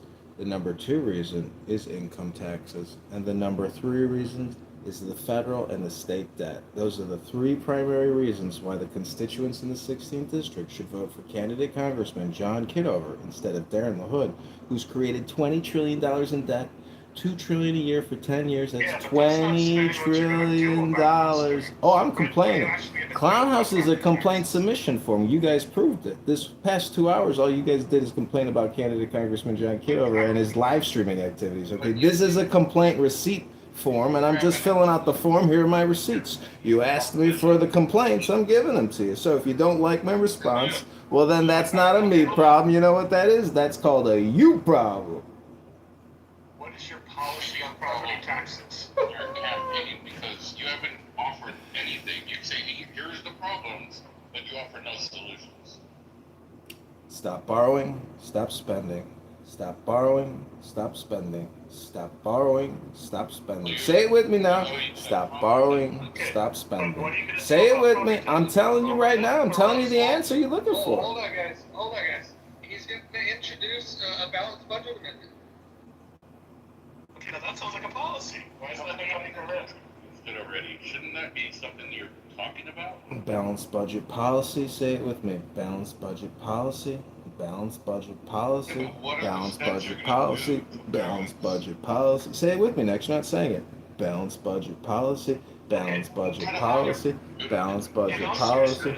But in all seriousness, if Mocha's behind you, I want to know why. Do you have your policies posted on your website? I've been slowly accumulating policy positions and position statements using Grok and X, so it's all on social media. The goal is to have everything published on the website by September the 1st. Got it. Yeah. And I could literally knock this out in a weekend. I could do this very quickly. I've created many websites in my life. You can talk about. Sorry, next. Well, hold on. I just want to working to state policy creation networks that advocate for policy and submitting ideas to them, getting them to pressure test it, and when that feedback loop is back, we'll be able to to publish the idea. The thing is that you don't want to just simply blurt out a policy idea. You want to work with professionals that write policy. You want to make sure that that you're doing it in a way that it's going to it's going to be likely to impact and have change. So basically, There's no point in hold on. Don't fucking interrupt me, you retard. know what you're saying? Let me finish what I'm saying, you retard. The reality is this. If you're going to introduce a balanced budget amendment, you want to make sure that you're introducing a proposal that has a chance to gain support. Isn't that already in the works right now? Why do you?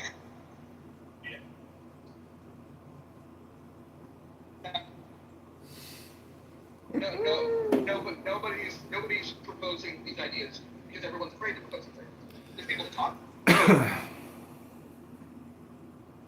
I gotta say, I dealt with what's his name down there, the grizzly bear next last night while I was reading the Declaration of Independence, and eventually I just moved him down. But I tolerated him for quite a while, and every single time I read from the Declaration, he would shut up, and then he'd go back on again, go back off again, go back on. It was impressive.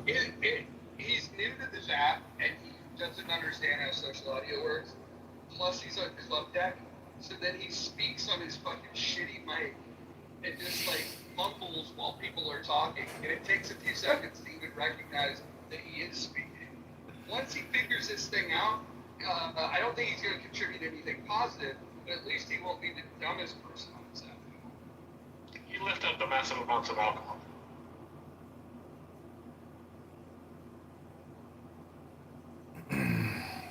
Well, I had another banger day here on Clown House. I mean, honestly, I hate being the center of attention. But today, when that pot was stirring, I was like, you know what? I'm not going to do what I wanted to do today. I'm going to sit here and stir this pot with Brad all day long. And then when I posted receipts on the other accounts with my military ID and my VA card, I think that's what, won him over. And I got to say, I love the Irish, but instead of making death threats all day and doing libel and slander, I would just make a shepherd's pie and relax, on a beautiful afternoon in your canoe with your dog and just eat that delicious shepherd's pie that you baked so hard on Clown House. Or haggis. I would have thought that he would have backed you by I've heard his policy, prescriptions for 4 years. I would have just thought that you guys would have been natural allies in what you're trying to accomplish. Well, what's interesting is I've heard him in every single room there. See, he's like a force of nature, and that's what I, fear but also like about him is that he goes on these rants in other rooms as well, and a lot of these other rooms listen to him and tolerate him because of the presence. But I didn't really think about whether he would help me or support me, but based on interactions, you just never know, and you never know until somebody is confronted with the option and a link to give you $1, $10, $100, $500. Until someone hits you up for a campaign contribution, or as if they're trying to get you to invest in a multi-level marketing scam, because in a way, it is all kind of a Ponzi scheme or some type of a scheme. So, but the thing is, running for Congress is it's because it's just real, It's hard to believe that it only took me 15 minutes. I'm not making this up. It took me 15 minutes to run for Congress. So what I don't understand is all these social media influencers who are chasing likes and literally on a Friday, Saturday, they have anxiety of if their likes or follows went up or down, All these people should literally be running for Congress because it only takes you 15 minutes to file, apparently, especially the state of Illinois. I know you said other states have filing fees, but I don't know. I was kind of shocked how easy it was to file because filing for committeemen, talk about ballot access, committeemen, which is a know-nothing position other than a name and an email on the GOP website, You have to go downtown and submit a complicated file. Like it's a lot of work to file to run for office in Chicago through the Chicago Election Commission. But to run for Congress, an incredibly complicated, difficult, and huge position with giant budget responsibilities, took me as an American 15 minutes to file. So the experience itself of doing this is mind-blowingly like, it's mind blowing. I know, and I know maybe people can't do it if they're working a job or something, but basically being in front of a camera and trying to run for Congress, I'm surprised more people don't do it, or you don't see more fringe people running for office. There are, but see, the thing is, they're always on the left.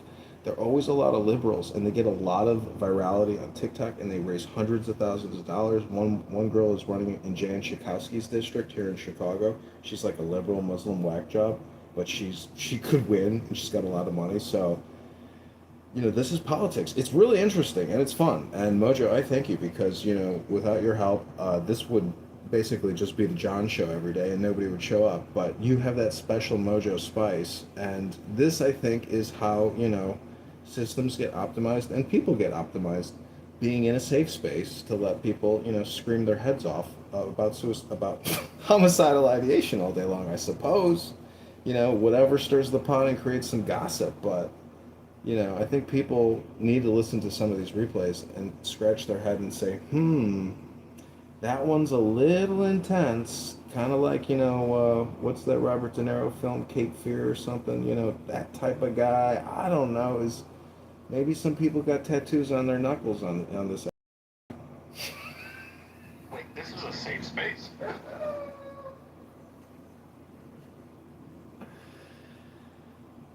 Well, we used to have a tagline in Healthy Debates that we were not a safe space, we were a brave space. Yeah, that sounds more realistic. I'm just saying, in a campaign video, if you see Clubhouse tattooed, with marker on my fingers, and I'm doing a pull-up at the park, and I'm going, Darren LaHood. This is a joke. Yeah, but clown is too many letters. You're gonna have to go with club. You know what would be great? We should get people to show up with the same Darren LaHood PTR that Adam has, and pretend that they are in opposition, asking questions, and then you give logical answers, and then have them change their mind, and have some of them hold their ground, but have a couple of them go, you know what? I think you're very reasonable. I'm actually going to make a donation. I think that would be fucking hilarious, and then send that to Democrats. I agree. See, this is why I think literally you can win a campaign just sitting in an office to a certain degree. I know you have to get signatures and make the filings to get on that ballot in the primary, but like you said, I mean, if everybody would consent and agree to play this game and help me create content, and we were to run it, it would get a lot of attention. Now, even if people see the live stream of us discussing this operation, in the name of politics, I don't think it violates any rules. And the fact that Adams came in here with a Darren LaHood PTR, which was genuine. He is that contrarian who's on this app who claims that my recordings, these illicit recordings, but I like to call them explicit recordings, for some reason it has ticked people off and they want to attack, as opposed to be in the now. Some people come on this app to attack and to road rage, and you detect that pattern in those people all the time. So I just think, if I'm holding up a candle and moths want to fly into the candle while I'm holding it, well, let them fly into the candle. That's fine. They're just moths. I mean, woof. People in Texas don't fuck around with each other because everybody knows they have a gun. It kind of keeps you accountable. You know what I mean?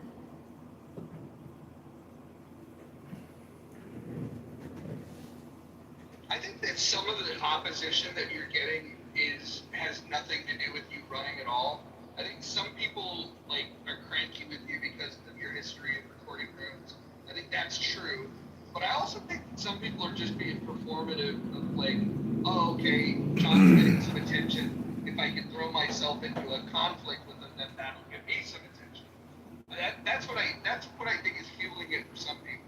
And then I think there's other people that legitimately just find you like offensive, like because of the recordings. Well, it could also be my personality. I'm not saying I'm the most intelligent, charming, or handsome, or sophisticated individual on the planet. I mean, for God's sakes, I'm recording Clown House. This wasn't necessarily my career choice, postgraduate college. It just seems to have been a calling and a tie-in to a political campaign that will hopefully enlighten people and wake people up to the fact that Kitover is awake and Illinois is awake, and we're not going to let Darren LaHood get away with voting on any more HR acts to the tune of $2 trillion a year over 10 years, which is $20 trillion, which is, five Apple corporations. And just think about how many people here look at their Apple phone all day long. That's a primary consumer product. You can't just create five Apple corporations out of thin air, but the government has over the course of 20 years. So that's a huge uh, redistribution of wealth, a huge taxation scheme through inflation, let alone unfair flow of those dollars to a lot of woke spending, which nobody knows is happening. I have recordings. I haven't. It's published now, but I have a video of an internal IRS video of pronoun training by an LGBTQ coordinator at the IRS that I was forced to sit through for an hour and a half on pronoun training and how to communicate with the LGBTQ community. That type of insane waste of time for government employees, let alone there's somebody's job who does LGBTQ training at the Treasury Department professionally, is such a waste of time and money. It's that type of fraud, waste, and abuse that I want to expose that is going to enrage people who pay 40% of their hard labor to an organization that shakes you down at a taxpayer service center, which I used to help, floor plan and build. But nonetheless, it's time now for liberty to stir once again in the womb of time. But are you willing to send $1? We don't even have the link up. And I'm only at 14%. Ugh. I don't know. Can anybody give me some positive, constructive feedback to help propel this campaign to the next stage and next level? Well, Abby just came here, and I know that Abby cares a lot about who goes to Congress. Abby, what's the number one issue for you? For you to decide, okay, I can get behind this guy. I can't. Now, I understand that because you're a Republican, you might already favor a different Republican, but just in general, forget about John. What is what would be the one issue that would be like, yep, if they're good on that, I'll probably vote for them? First of all, I have to endorse a candidate that's a incumbent that is supporting the issue that's important to me. So I just need to say that. But what do I care about the most right now and how they vote? Yeah, if there was if you were stack ranking them of is there one issue that if they were wrong on it, even if they had 9 out of the other top 10, you'd still be like, nope, I can't support them. What is the most important thing to you? Okay, my safety and security. I'm very concerned. That's probably the most important, is how they fare on the issue of what's affecting me personally the most, which would be my safety and security, and the fight against the hatred I'm dealing with now. Second issue would be the economy. It would be ranking it that way. And the safety and security also is dealing not just with my life in the United States, but also it involves foreign policy as well. Then I care about capital gains. John, do you have a policy on capital gains? Yeah, I mean, we're taxed at an insane rate, and the burdensome process of filing your trades every year with the IRS to pay, your capital gains tax on it, it's insane. And your IRA, your SEP IRA, your Roth IRA, These investment vehicles are additional taxation burdens and compliance issues with the IRS. I say open the muff, go in with a new investment vehicle approach that eliminates taxation, whether you want to withdraw prematurely to retirement, but give people a tax haven to invest in the stock market. The it, What would you do with the rate on the capital gains tax? I would lower it significantly. I would lower it to 1% for the next, 6 years if I got into Congress. That would be my proposal. So you would reduce it to 1%. 1%. That's How are all you going to people make gotta up that pay. revenue? Oh, very easily. We're gonna stop borrowing and spending. Say it with me. Stop borrowing, stop spending. Come on, Abby, will you say it with me? Let's stop borrowing, No, I'm in a stop different spending. place than you, my dear. Sorry. I just Well, don't want it raised from where it is right now. What about the corporate tax rate? Gotta What about lower that too. 1031 exchanges? How do you feel about 1031 exchanges? Feel like that's another tax scheme, and all I gotta say is let's just stop taxing. Let's stop Wait, borrowing. so you do Let's you know stop what they spending. are? Or are you going to quickly look it up? What kind of an investment vehicle is it, Abby? Tell us. A 1031 exchange is a real estate like kind exchange. Oh, well, that sounds great. Kamala Harris wanted to abolish it. Oh, she also wanted to provide transgender illegal aliens and prisoners sex change operations at the expense of the taxpayer. Has the room been straight about politics, Roger? We've been talking about all kinds of stuff. Has anyone talked about like where Trump is right now in the Putin meeting? Or That's happening tomorrow morning, right? yep. Yeah, I'm sure that'll be the content of the room tomorrow.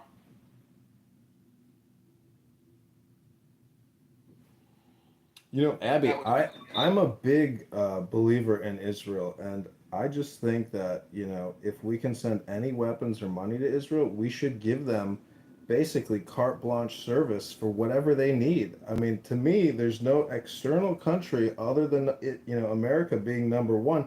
Israel's my number two. And so I'm just saying, if you're not willing to give $10 to the campaign to elect John Kitover, a Service Connect disabled veteran living in Chicago, fighting for America first and Israel second, I just can't understand. You're a successful attorney. You give me so much criticism. I'm just asking you for $10. 10, not 11. 10, not 9. I just told you, number one, I support an incumbent that supports our issues. So, and we endorse your Clip it. opponent. My PAC's already endorsed your Clip opponent, it. so no, I cannot give you money. And Clip I it. wish you luck in the process, but it's you're not going to win me on that one. We've already endorsed him. Can you tell us how It's in our portal, as in both my portals. So, Abby, can you tell what we should think about the 1031 you brought up? I think it's an important vehicle of investment, and I think that when I looked at Harris's plan to abolish it, as well as her tax on unrealized gains, which was just insane. I mean, it was just a litany of things in the Democratic platform on their tax platform that was just really problematic. But she also wanted to increase capital gains to originally it was to ordinary income, and then it came down to I believe it was 28%. I can't remember, but she came down a little bit from the ordinary income rate. But I think like-kind exchanges are an important investment vehicle. There was just a number. I'd have to find it and read you what was in their proposal, but there was a lot of concerning stuff. The tax on unrealized gains made no sense. I mean, in light of the fact that you could be losing the money and still taxed on it. I mean, we talked ad nauseum about that in these rooms during the election. But Abby, I know you're not going to contribute to the campaign, but you have now contributed in another way. Thank you for the clip. what am I clipping? You're now in a campaign video on my YouTube channel. Thank you very much. You do not have control to use me on anything on your YouTube channel or on Well, I'm We do sorry, not but please consent. refer to the room title. We I'm are being live This is streamed my to concern. YouTube. Do you consent? Look at the title. We're not using anything on a campaign. You need to hear my words very clearly. You do not use any. Too anything. late, Abby. We got you with APEC. Thank you You don't very have little. an expectation of privacy in a Thank you public very room or little, public Abby. and I also, don't know what an expectation of privacy is. actually I is think a fucking lawyer. I have a feeling if she wanted to sue you into oblivion, she could do it in probably about 45 it also said in You're the missing title of the fucking room point. You're challenging an actual lawyer. Probably a dumb fucking thing to do when you're not a practicing lawyer yourself. it's actually in the room title, so you have no case. You're missing the fucking point. Very There's a clearly. lawyer. Not really. If she wanted to sue you, she could easily sue you. It Who are wouldn't you be that talking fucking to? hard. You are not a Wait, lawyer. hold on. If you're How gonna do you sue know somebody, I'm not? hold on. Everyone mute up. That includes you, Mike. If you're gonna sue somebody, you're gonna have to prove damages. Prove your damages. Not necessarily. Yes, necessary. Well, I If think you have no damages, you're not gonna get anything. with my videos today of Brad libeling and slandering me, I have recordings and live stream audio in other clubhouse rooms. I'm just saying, like, would I be able to get compensation from Brad to the tune of $50,000 to help fund the He campaign by was suing giving an him? opinion. He was giving an opinion. Yeah, I mean, he did say that he wasn't a veteran and that he had stolen valor. I said you it have was his to prove opinion. it caused extreme emotional distress. There's 4 elements.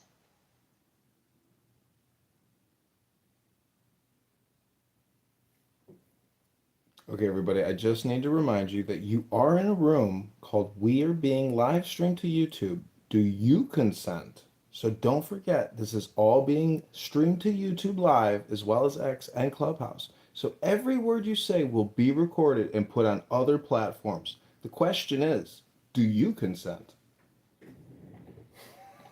He consented by coming into the room. It's such a weird, funny game, isn't it? Really? Yeah.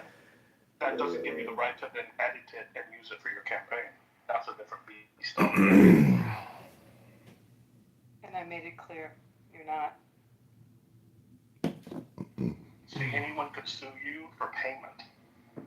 Doesn't even have Well, to be the damage. thing is, You owe me money. And if it happens to be a SAG actor, oh my God, that was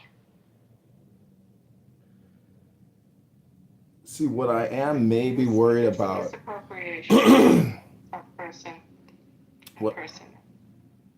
What I am worried about is that I put that video up stating that an APAC representative has attacked candidate Congressman Kitover on behalf of the Darren LaHood campaign.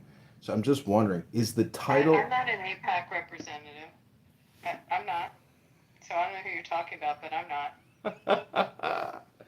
Well, you said it was your pack. I mean, you can go back and watch the but live that's stream. not my pack. I'm just saying, watch the live stream and don't It's not my forget, pack. I don't... made it very clear. It's not my pack. Abby, in a room called We're Being Live Streamed to YouTube. Do you consent? Because everything you said is on YouTube Live, and you can watch the replay.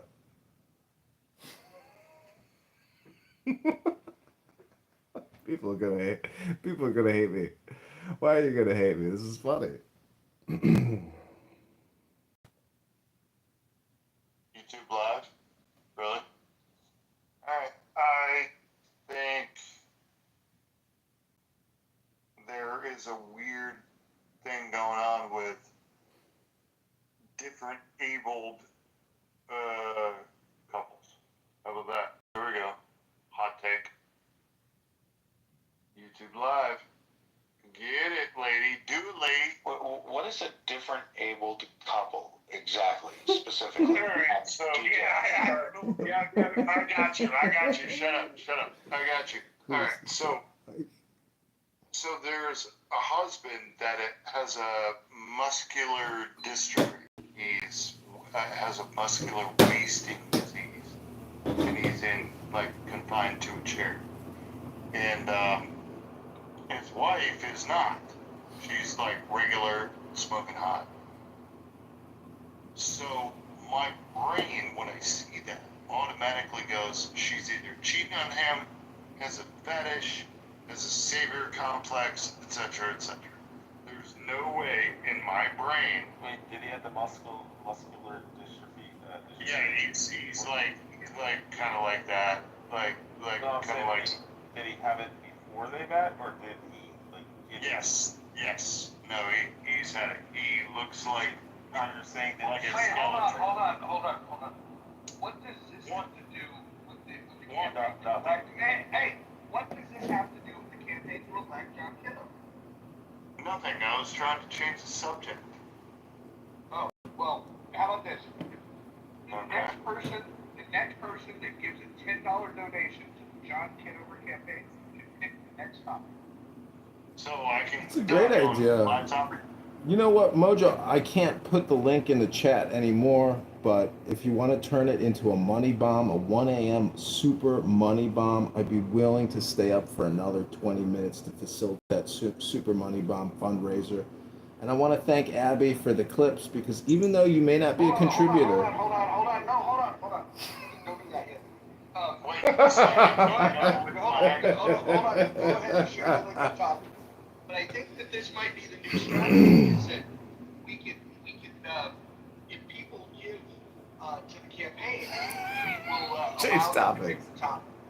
In fact, if they give to the campaign, I'll put people to the goop. People gotta I pay think they for will it. give too. People Hey, gotta why are pay you for it. interrupting me? Are you fine? What's happening?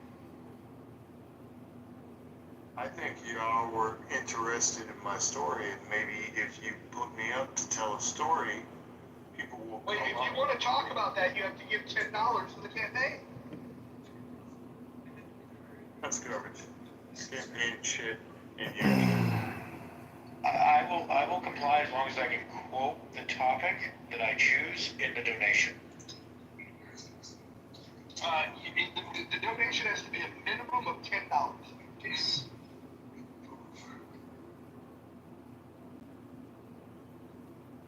And I will keep that topic alive for at least 1 hour.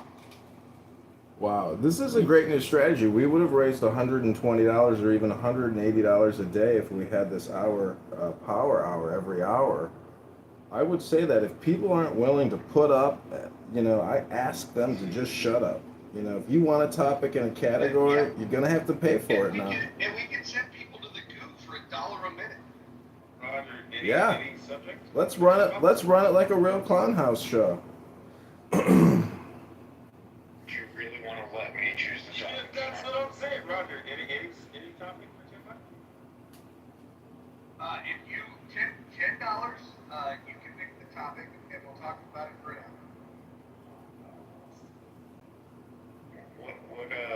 What type of, where do I donate? The only exceptions is you have to look at the rules and can't violate the house rules.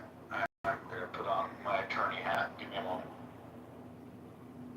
Okay, the title's been updated to $10 a topic. Campaign candidate Congressman John. Link is above. $10 now. Are we doing spirit of the house rules, or is it the actual wording?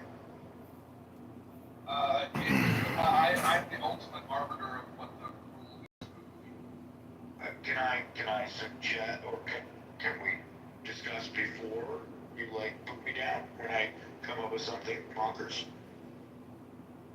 If you give the $10 to John Kitover's campaign, I will allow the topic to stand, provided it does not violate any of the rules in the House rules. But what I'm saying is the spirit of the House rules, or the letter. Well, I gotta tell you, if you're gonna continue to be this pedantic, I'm gonna say $20, and then you get to pick the topic. I'm okay with that. Wait, and no rules for 20? $50, you can talk about literally anything.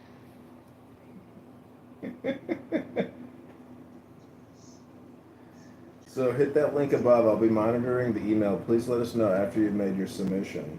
$100 right now would put us over the top for the day because technically we should be at $180 or $10 an hour minimum. I mean, I know Venezuelan women in the street with children making more than $10 an hour.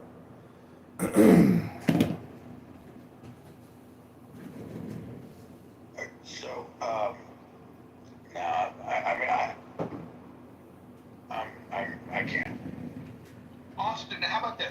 What's on your mind, and then I'll approve it or deny it based upon whether or not you will agree to give the to give the donation. I'm happy to give the $20, but like I want to come up with something like absurd, uncomfortable, and inappropriate because it feels like a challenge. And the one I came up with felt like, no, I can't do that because. How about this? I'll help with something absurd. Is Mohammed a pedophile? That's not strong enough. Not strong enough? He wants it really, really bad.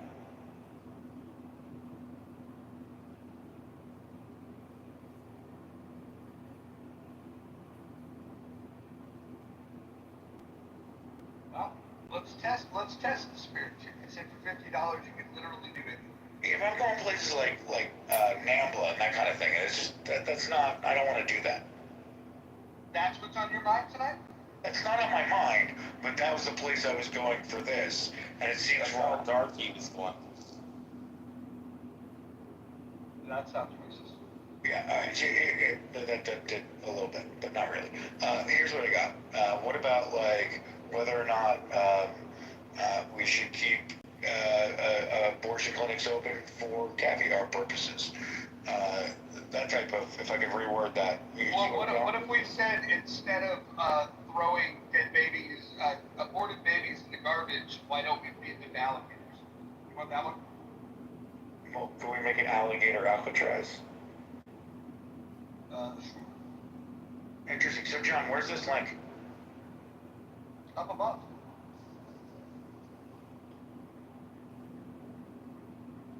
And what are my payment choices before I spin up a VM? You can do, I think it's Apple Pay, Google Pay, Or a credit card? There's no crypto? I gotta go steal a fucking credit card to do this.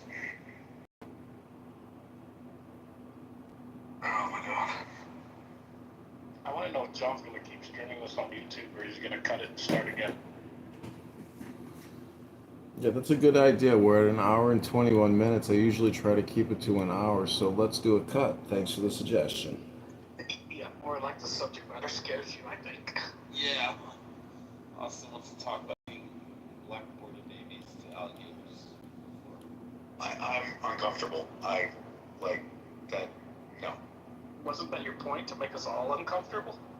Yes, but not in that. Like, it's funny to make a joke. It's not funny to make fat jokes, for lack of a better way to describe my feeling.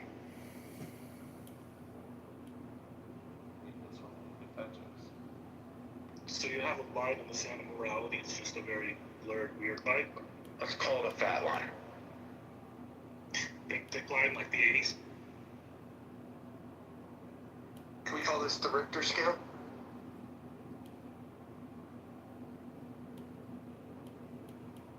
The actor or the athletes.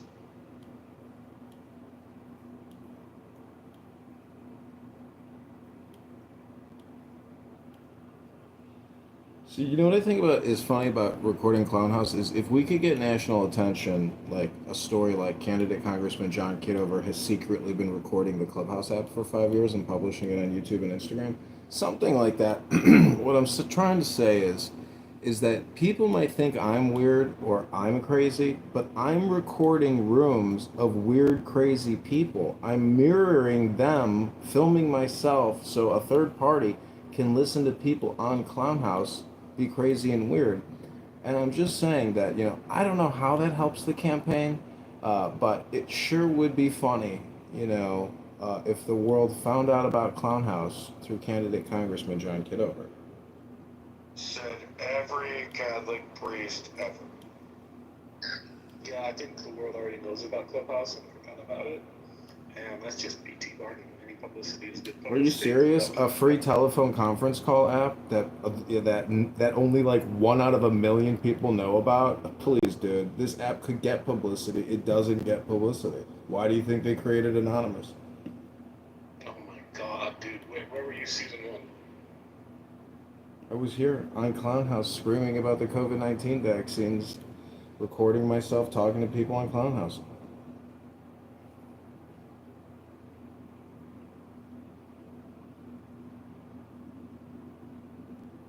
And you don't remember all the big names that were here?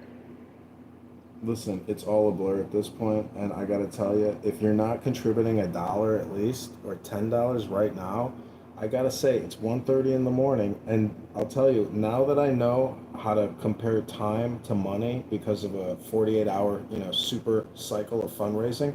I gotta say, I think I'm gonna start, like tracking how much I'm talking because literally I'll have to stop talking and just try to really focus the conversation and tie it to dollars because to sit here, till February and have these endless conversations, it's got to be, scheduled and really juicing. So multiple platforms, super money bombs, stir the pot for limited time cycles and, basically try to limit how much time is required in running for Congress and optimizing donations and organizations. So without your dollar right now, this is just another waste of time. So consider that. Are you a part of the problem or are you part of the solution? Congratulations, you're now a politician and a whore. Yeah, isn't that true? Isn't that true? That's what an escort tries to say. So, no actor. Hey, I can't wait to hear your policy stuff. I might still give you a hard time, but just because it's an easy shot. But if Mojo's behind you, I wouldn't mind, that's for sure. When you get policy on the website, I'll check it out. Okay, I'll let you know. It's gonna be Grok AI assistant, policy. And like I was being very serious, you do have a pretty good sense of humor. This girl on Hinge a month ago, 2 months ago, she was texting me saying like, she's basically a sugar baby. And I said, so you're telling me you're a sugar baby, but you're also telling me that you're not a sugar baby. And so I just, it was like a long exchange of, if anyways, I'm just saying that, You were unhinged. What did you expect? well, I'm not willing to pay for the presence of a beautiful young woman when I can go to the beach and there's 100 of them in the immediate vicinity automatically. Okay, I take it back. You were no longer a politician. Well, you know what Pepe told me? He said, you should have fucked her and not given her any money. That's what Pepe told me. So I'm just wondering, William, what would you do if a beautiful woman, offered herself up to you? Pepe? Oh, No, I'm just reiterating a story that I shared in a room that Pepe was in. I'm just asking you, what kind of man are you, William? I have never paid for sex. I got paid once by a check $20 because I need gas money and I was young. But, I believe you have the right to prostitution. You have the right to sell your body if that's what you want to do. But personally, no, never done it, never will. It's not what I was asking you, but I understand now your position and the black hole PTR that you project. But that is a beautiful PTR of what is it? The black hole sun, what is it called when the sun goes in front? I mean, the moon goes in front? An eclipse. So what? You are an What was your eclipse, question? William. William the eclipse.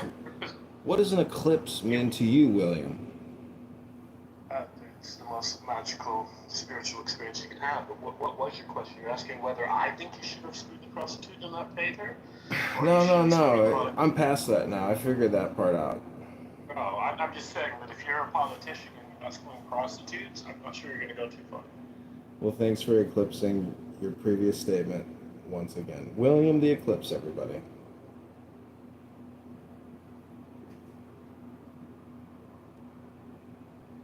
Well, it's $10 a topic. Let's check the email. Let's see if there's any sleeper cells in the audience looking to send 10, not 11, 10, not $9. Nope. Damn it. I really thought, this is about what I expected. In fact, I gotta say, Mojo, I'm actually blown away. I thought maybe like $100 we would raise, or even $10, but $510 to me is good enough. That is a cornerstone which will help build this campaign for pennies on the dollar. Because honestly, you can't make money unless you can basically get free clicks and, do a spam operation. Because I've been involved in a lot of spam operations in my life working in digital advertising. And let me tell you, deceptive advertising is one of the biggest problems in the world today. Criminal enterprises creating fake advertisements, scamming people all around the world, all the time. It's a big business opportunity. But you just have to send us $10 right now, 10 not 11, 10 not 9 to the campaign to elect John Kitover. Now, I'm not sure. But have you heard about iOS 26, where you'll no longer be able to send me text or phone messages if you're not in my contact list? Those days are over. Yeah, I know. Spam is a limited, revenue opportunity with some potential legal ramifications. I know Scott Richter, who owns affiliate.com and Platinum 84 Strip Club in Denver. And he's one of the most successful spammers of all time. He was on The Daily Show, known as the King of Spam. And now he goes from casino to casino creating YouTube videos as Lucky Jackpot, the big jackpot winner. And he has a YouTube publishing business of him playing slot machines. And he's making millions of dollars recording himself playing slot machines. Think about that one. Because a lot of people love slot machines. There's a special place in hell for people like that, if you believe in hell. Well, one of his sons is trans, the other looks straight, but, I'm just saying, if your wife happens to commit suicide in her bed and your children walk in on that, that could scar people for life, and you could become trans because you got politically woke and your dad was a spammer. Tragedy strikes people, not everything is perfect in life, but I will say $37 trillion is not perfect. And if Thomas Massey and Rand Paul and Ron Paul and a couple other Congress people, literally less than 12, are talking about this, there's a bigger problem than you know about.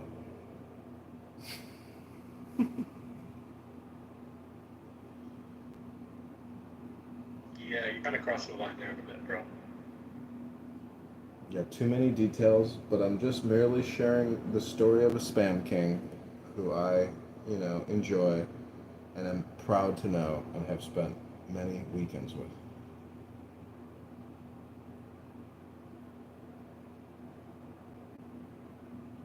He might become a campaign contributor. You never know.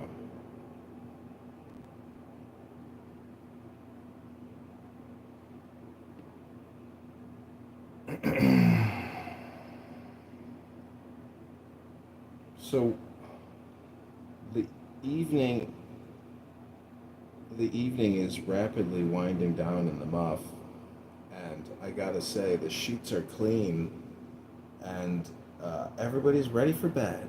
So we'll see. Are you ready to open up that wallet, take out that MasterCard, stick it into the Antidote website, and send $100 right now for this incredible clubhouse experience? Just look at Dr. Adams down in the audience, waiting to come up on stage to shit talk the campaign to elect candidate Congressman John Kitover. He's a Darren LaHood lifer, doesn't even live in the district, lives in Southern California, but here he is, already politically activated for Darren LaHood without Darren having to lift a finger. God works in mysterious ways.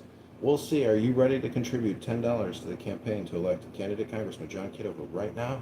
Are you ready? We'll see. This is a limited time opportunity. We'll see. We're about to go to sleep. And we're waiting to find out if we'll see $10 from you. Messi gave $10 to the campaign, didn't you, Messi? Are you ready to give another $10 right now? No? Messi? Oh, he's ready. Click that link above, pull out that wallet, pray on it, put it at the center of your heart. Look inside yourself and say, if I was running for Congress, would John give me $10 to run for Congress? Of course he would. Here's $10 right now. Give it to John and he'll give it back to you in seed blessings. And Dr. Adams down there with his alcoholic mentality, screaming all the time about big back women. Well, you too are needed in the campaign, Dr. Adams, and we hope that you change your PTR and come over to the campaign to elect John Kitover. The time is now. Where's Darren LaHood right now? He's not here consulting you, giving you great words of wisdom, peace, and comfort, ASMR joy. No, he's spending the time in his multi-million-dollar mansion with $10 million candidate campaign fund and another $20 million in his bank account from his law firms nationwide that his father runs. This is a grassroots movement, and you're resisting grassroots. How dare you? What kind of patriotic American are you? But we need you, Dr. Adams, and you're already in the campaign materials as being a campaign aide to Darren LaHood. And possibly he'll give you a job because you're the first person to do anything about it. So you never know. This could be an opportunity for you too, Dr. Adams. Okay, Messy, take it away.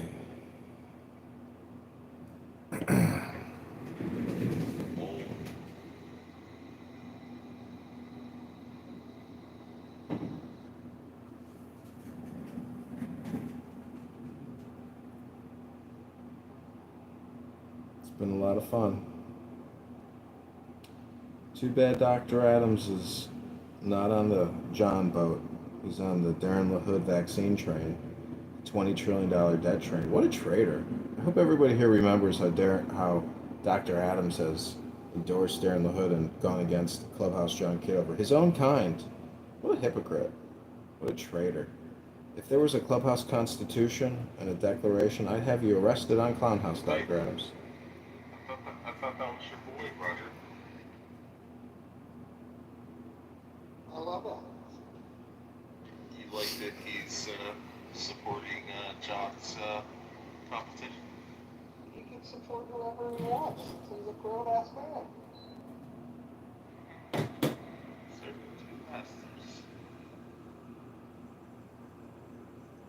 I say shame on you, Dr. Adams. You put a lot of stuff in the chat about your family name and all this money and how you could win. Oh God, does it not get old, John? It's just wild. Like, I like it because, You're just jealous. You're just jealous because my family's fucking. Hey, what we're not going to do is Adam slander. We're just not doing Adam slander. Look, he's one voter for Darren LaHood, and he can't even vote for him. Adams is a good guy. Is he a felon or is he California? Right. Let's not let that be the issue. I agree. I don't think roasting him is the point of this room, but it could be the point of a future room. But I have to say, everyone has their place in the campaign to elect John because Dr. Adams, your latest speech in the room was put on YouTube because you were in a room called Everything in This Room is being live streamed to YouTube. So you consented, and it asked you to consent by asking you, do you consent? That's called a question. And so we have now entered the final stages of today's campaign push here on Clubhouse. You are in the $10 a topic group. If you're in the audience and you want to talk about anything under the sun, it's only $10. And this is the campaign to elect candidate Congressman John. But you have to click that link above. It says secure.antidote/campaign to elect John. Kitover, you need to send $10 right now or $100 if you have it. Dig deep. Hold on to your heart, grab your balls, and get John into Congress. It will require your money. There is no way to do this unless we can buy media and get operations on the ground to get signatures. And we will mass distribute and mass spam a very conservative, libertarian fiscal policy to defeat Darren LaHood, who nobody likes in his district except for a paper tiger Republican Party. They're just a paper tiger Republican Party. That's it. They're just a paper tiger. It's a little clique of just a couple people who think they're so special and so egotistical that the voters can't wake up and get, marketed and activated to through social media. The time is, it's not that complicated. What do you think social media is? It's a spam advertising network. We are going to send intelligent, educated communication, and we hope you'll be a part of this. Dr. Adams is already a part of it, and he hasn't even given $10 like you. So dig deep, grab your heart, grab your balls, and give $100 to the campaign right now. We've got an EIN number, a campaign account number, a bank letter, an FEC filing, a financial campaign disclosure. We are set and ready to launch this campaign as soon as possible. but we need to get to thousands of dollars in our checking account, and we need your money now. So I hope this WTTW, National Broadcast Radio, which is now shut down, thank God, is getting to you, the American voter, the American supporter, the American patriot. Thank you very much. This is Candidate Congressman John Kitover wishing you all health, wealth, love, and peace of mind. Dig deep right now. Grab your balls. Grab that wallet. Lean over. Grab your phone. Click the link. Plug in your name. Put in your address. Put in your credit card number and hit submit. Dig deep. Surprise me. Send me 1,000 right now. Surprise me. Surprise the room. Dig deep. Send that $1,000 if you can. You can charge your card $1,000. You can do it right now. Send the money. Dig deep. Grab your balls. Be an American patriot. We are going to blast this message to the heartland of Illinois, where Abraham Lincoln and American patriots used to fight savage Native Americans, where they built a bunker complex up to the heart of Chicago to take it over from a bunch of savage Black Hawk Indians. That's the kind of campaign we're going to lead against Darren LaHood when we defeat him. He is a vaccinologist, $20 trillion debt creator, a broadband infrastructure big spender scammer, $20 trillion in debt, plus $5 trillion a year for 10 years. That's $50 trillion plus $20 trillion. The guy has voted for $70 trillion in spending. $70 trillion, and you can't afford $1, not $10. Only $1 a day. You can support John Kitover in the 16th congressional district of Chicago.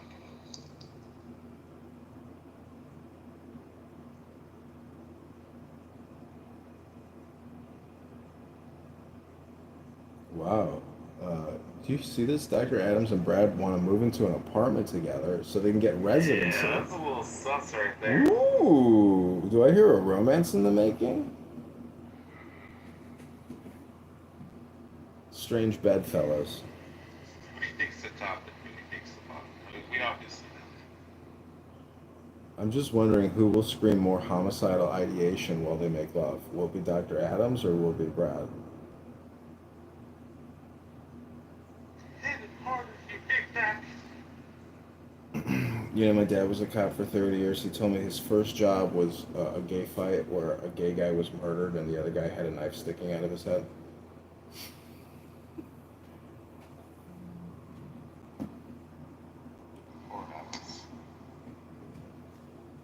Screaming. I am screaming for LaHood. I can already see, the funniest thing is I can hear Adam's voice just in the text.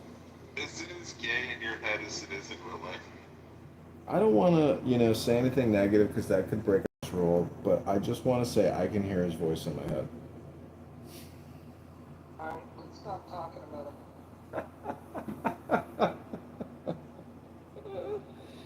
So it's $10 a topic. Messi, are you ready to give $10 right now to initiate a topic? No, Ford. I don't think we can talk about it.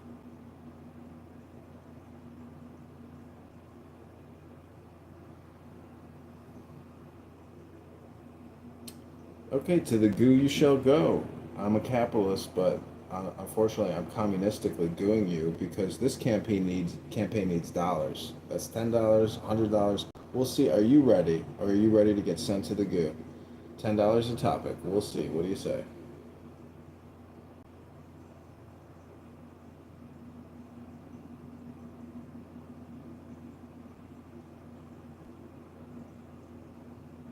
Okay, everybody is asleep. We've put the room to sleep again. This is your late night ASMR Congressman experience. We're going to create an ASMR Congressman experience video right now for the voters of the 16th district, as well as some disgruntled clown house users who hate all of my recordings, even though they can't actually identify a single recording that they hate, nor a single video that they'd like taken down. All they can do is come on Clown House and complain about everything.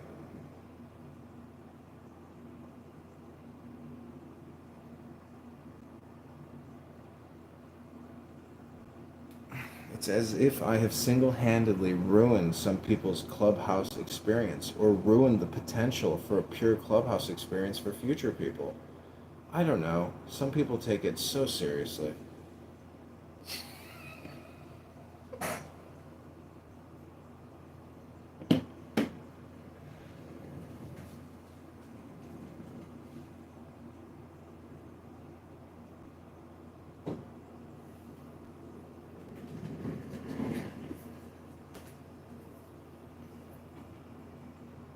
Okay, it's that midnight hour, so we're gonna do a quick Jewish Torah study for everyone here who is prepared to give 10, not 11, 10, not $9 to the campaign. Click above and send the money now.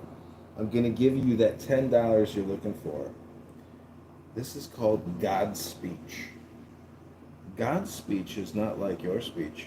When you utter a word, the word seems outside of you. But there is nothing outside of God, and no place is empty of him. Even when God speaks and words become worlds, the absolute union of God and creation is unbroken, and hence God is not changed. As breath is veiled in sound, becoming word to a listener, so God's light is veiled in form, becoming creation to the created. God perceives no other, for everything is God, without distinction. This is what is meant when it is written that darkness and light are the same to God. Even the shells of self are not other than God, just as a turtle shell is not other than the turtle. Thus it is written, Yahweh is Elohim. These are the notes. Deuteronomy 4:35 Yahweh, the four-letter Hebrew name of God, represents the transcendent, and Elohim represents the immanent. Tanya is saying that God is God from the most sublime to the most mundane levels, from emptiness, Ayin, to form, Yesh. Nothing is outside of God. Indeed, there is no outside at all. There is nothing separate from God. If no place is empty of God, why do we feel ourselves to be separate? This is the nature of God's non-duality, shlamut. God cannot be limited to either emptiness, ayin, or form, yesh. God as the infinite, Ein Sof, must embrace and transcend them both. The mistake we make is to imagine that the form is somehow other than God, and that the shells that blind us to God are somehow evil and in need of removal. From Tanya's perspective, the shells are as natural to God as a turtle shell is to the turtle. The task of the in-betweener isn't to remove the shells, but to see them as part of God as well. This is what Chokmah wisdom knows, for it reveals the divine suchness, Kok, in all that is Ma. Realizing this is realizing that Yahweh is Elohim. Deuteronomy 4:35. Elohim is a plural noun meaning gods. The plurality designates God's presence in the plurality of the world of form, Yesh. Elohim is the one manifest as the many. Yahweh is singular, referring to the transcendent one in and of itself. Yahweh refers to God's essential unity.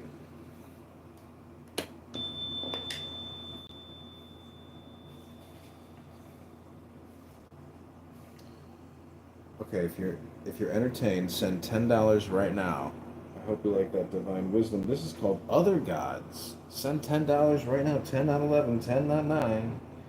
Torah speaks as humans speak, giving the impression of duality. But there is no duality in God, and the one light animates all worlds, including even those mired in self and otherness. Unawakened selves are called other gods, their otherness falsely derived from their imagined distance from God. Perceiving nothing but themselves, they proclaim themselves God, saying, I am, and there is nothing besides me. Thus, arrogance is the heart of idolatry. But arrogance is rooted in delusion, for there is nothing but God. Adam Kadmon, Atzilut, Bariya, Yetzira, and Asiya, spirit, soul, mind, heart, and body. Your very existence depends on your capacity to say, I am. Neshama is the faculty that allows this to happen, since God's non-duality, Shlamut, necessitates the existence of a multiplicity of I am. It would be a mistake to imagine that neshama is evil or that it must be eliminated. The same is true of the Kelly-pot, the shells that allow you to see objects as other than yourself, and the Kelly-pot Naga, the shell of ego, which allows you to be you at all. Everything from the most sublime to the most mundane is part of God's infinite creativity.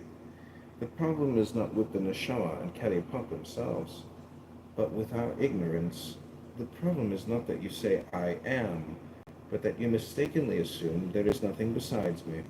This ignorance is maintained by ignoring the fact that you cannot exist alone, that you are not separate from your environment, and that the whole environment, from Adam Kadmon to Asiya, the first and fifth worlds of divine emanation, is the outpouring of God's creativity.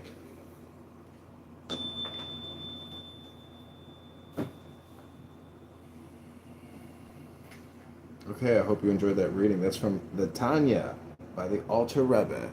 I hope it altered your perception and you enjoyed it. Send $10 right now. There's about 25 of you in the audience. If each one of you just found it in your heart to send $1 right now, we could overturn the world with just a feather.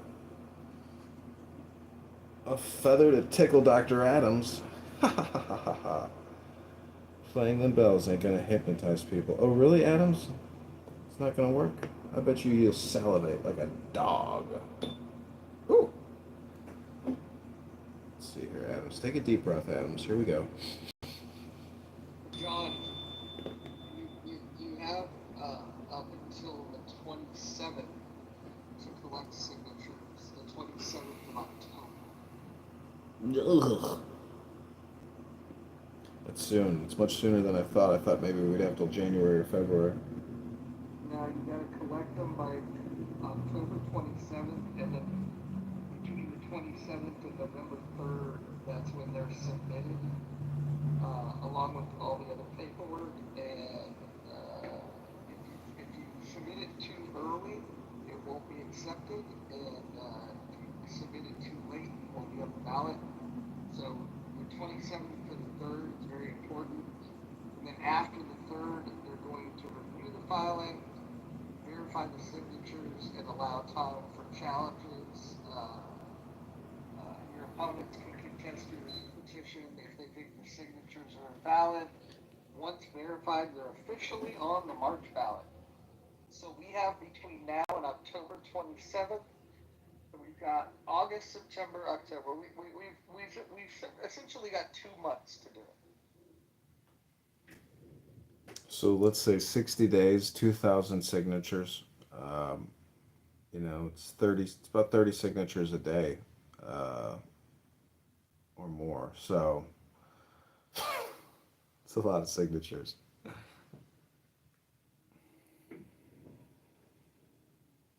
It's not that bad.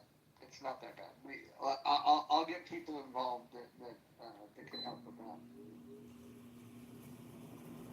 We're gonna get some libertarians involved, but you're gonna have to give them like 3 reasons to give a shit. And we think we can come up with those.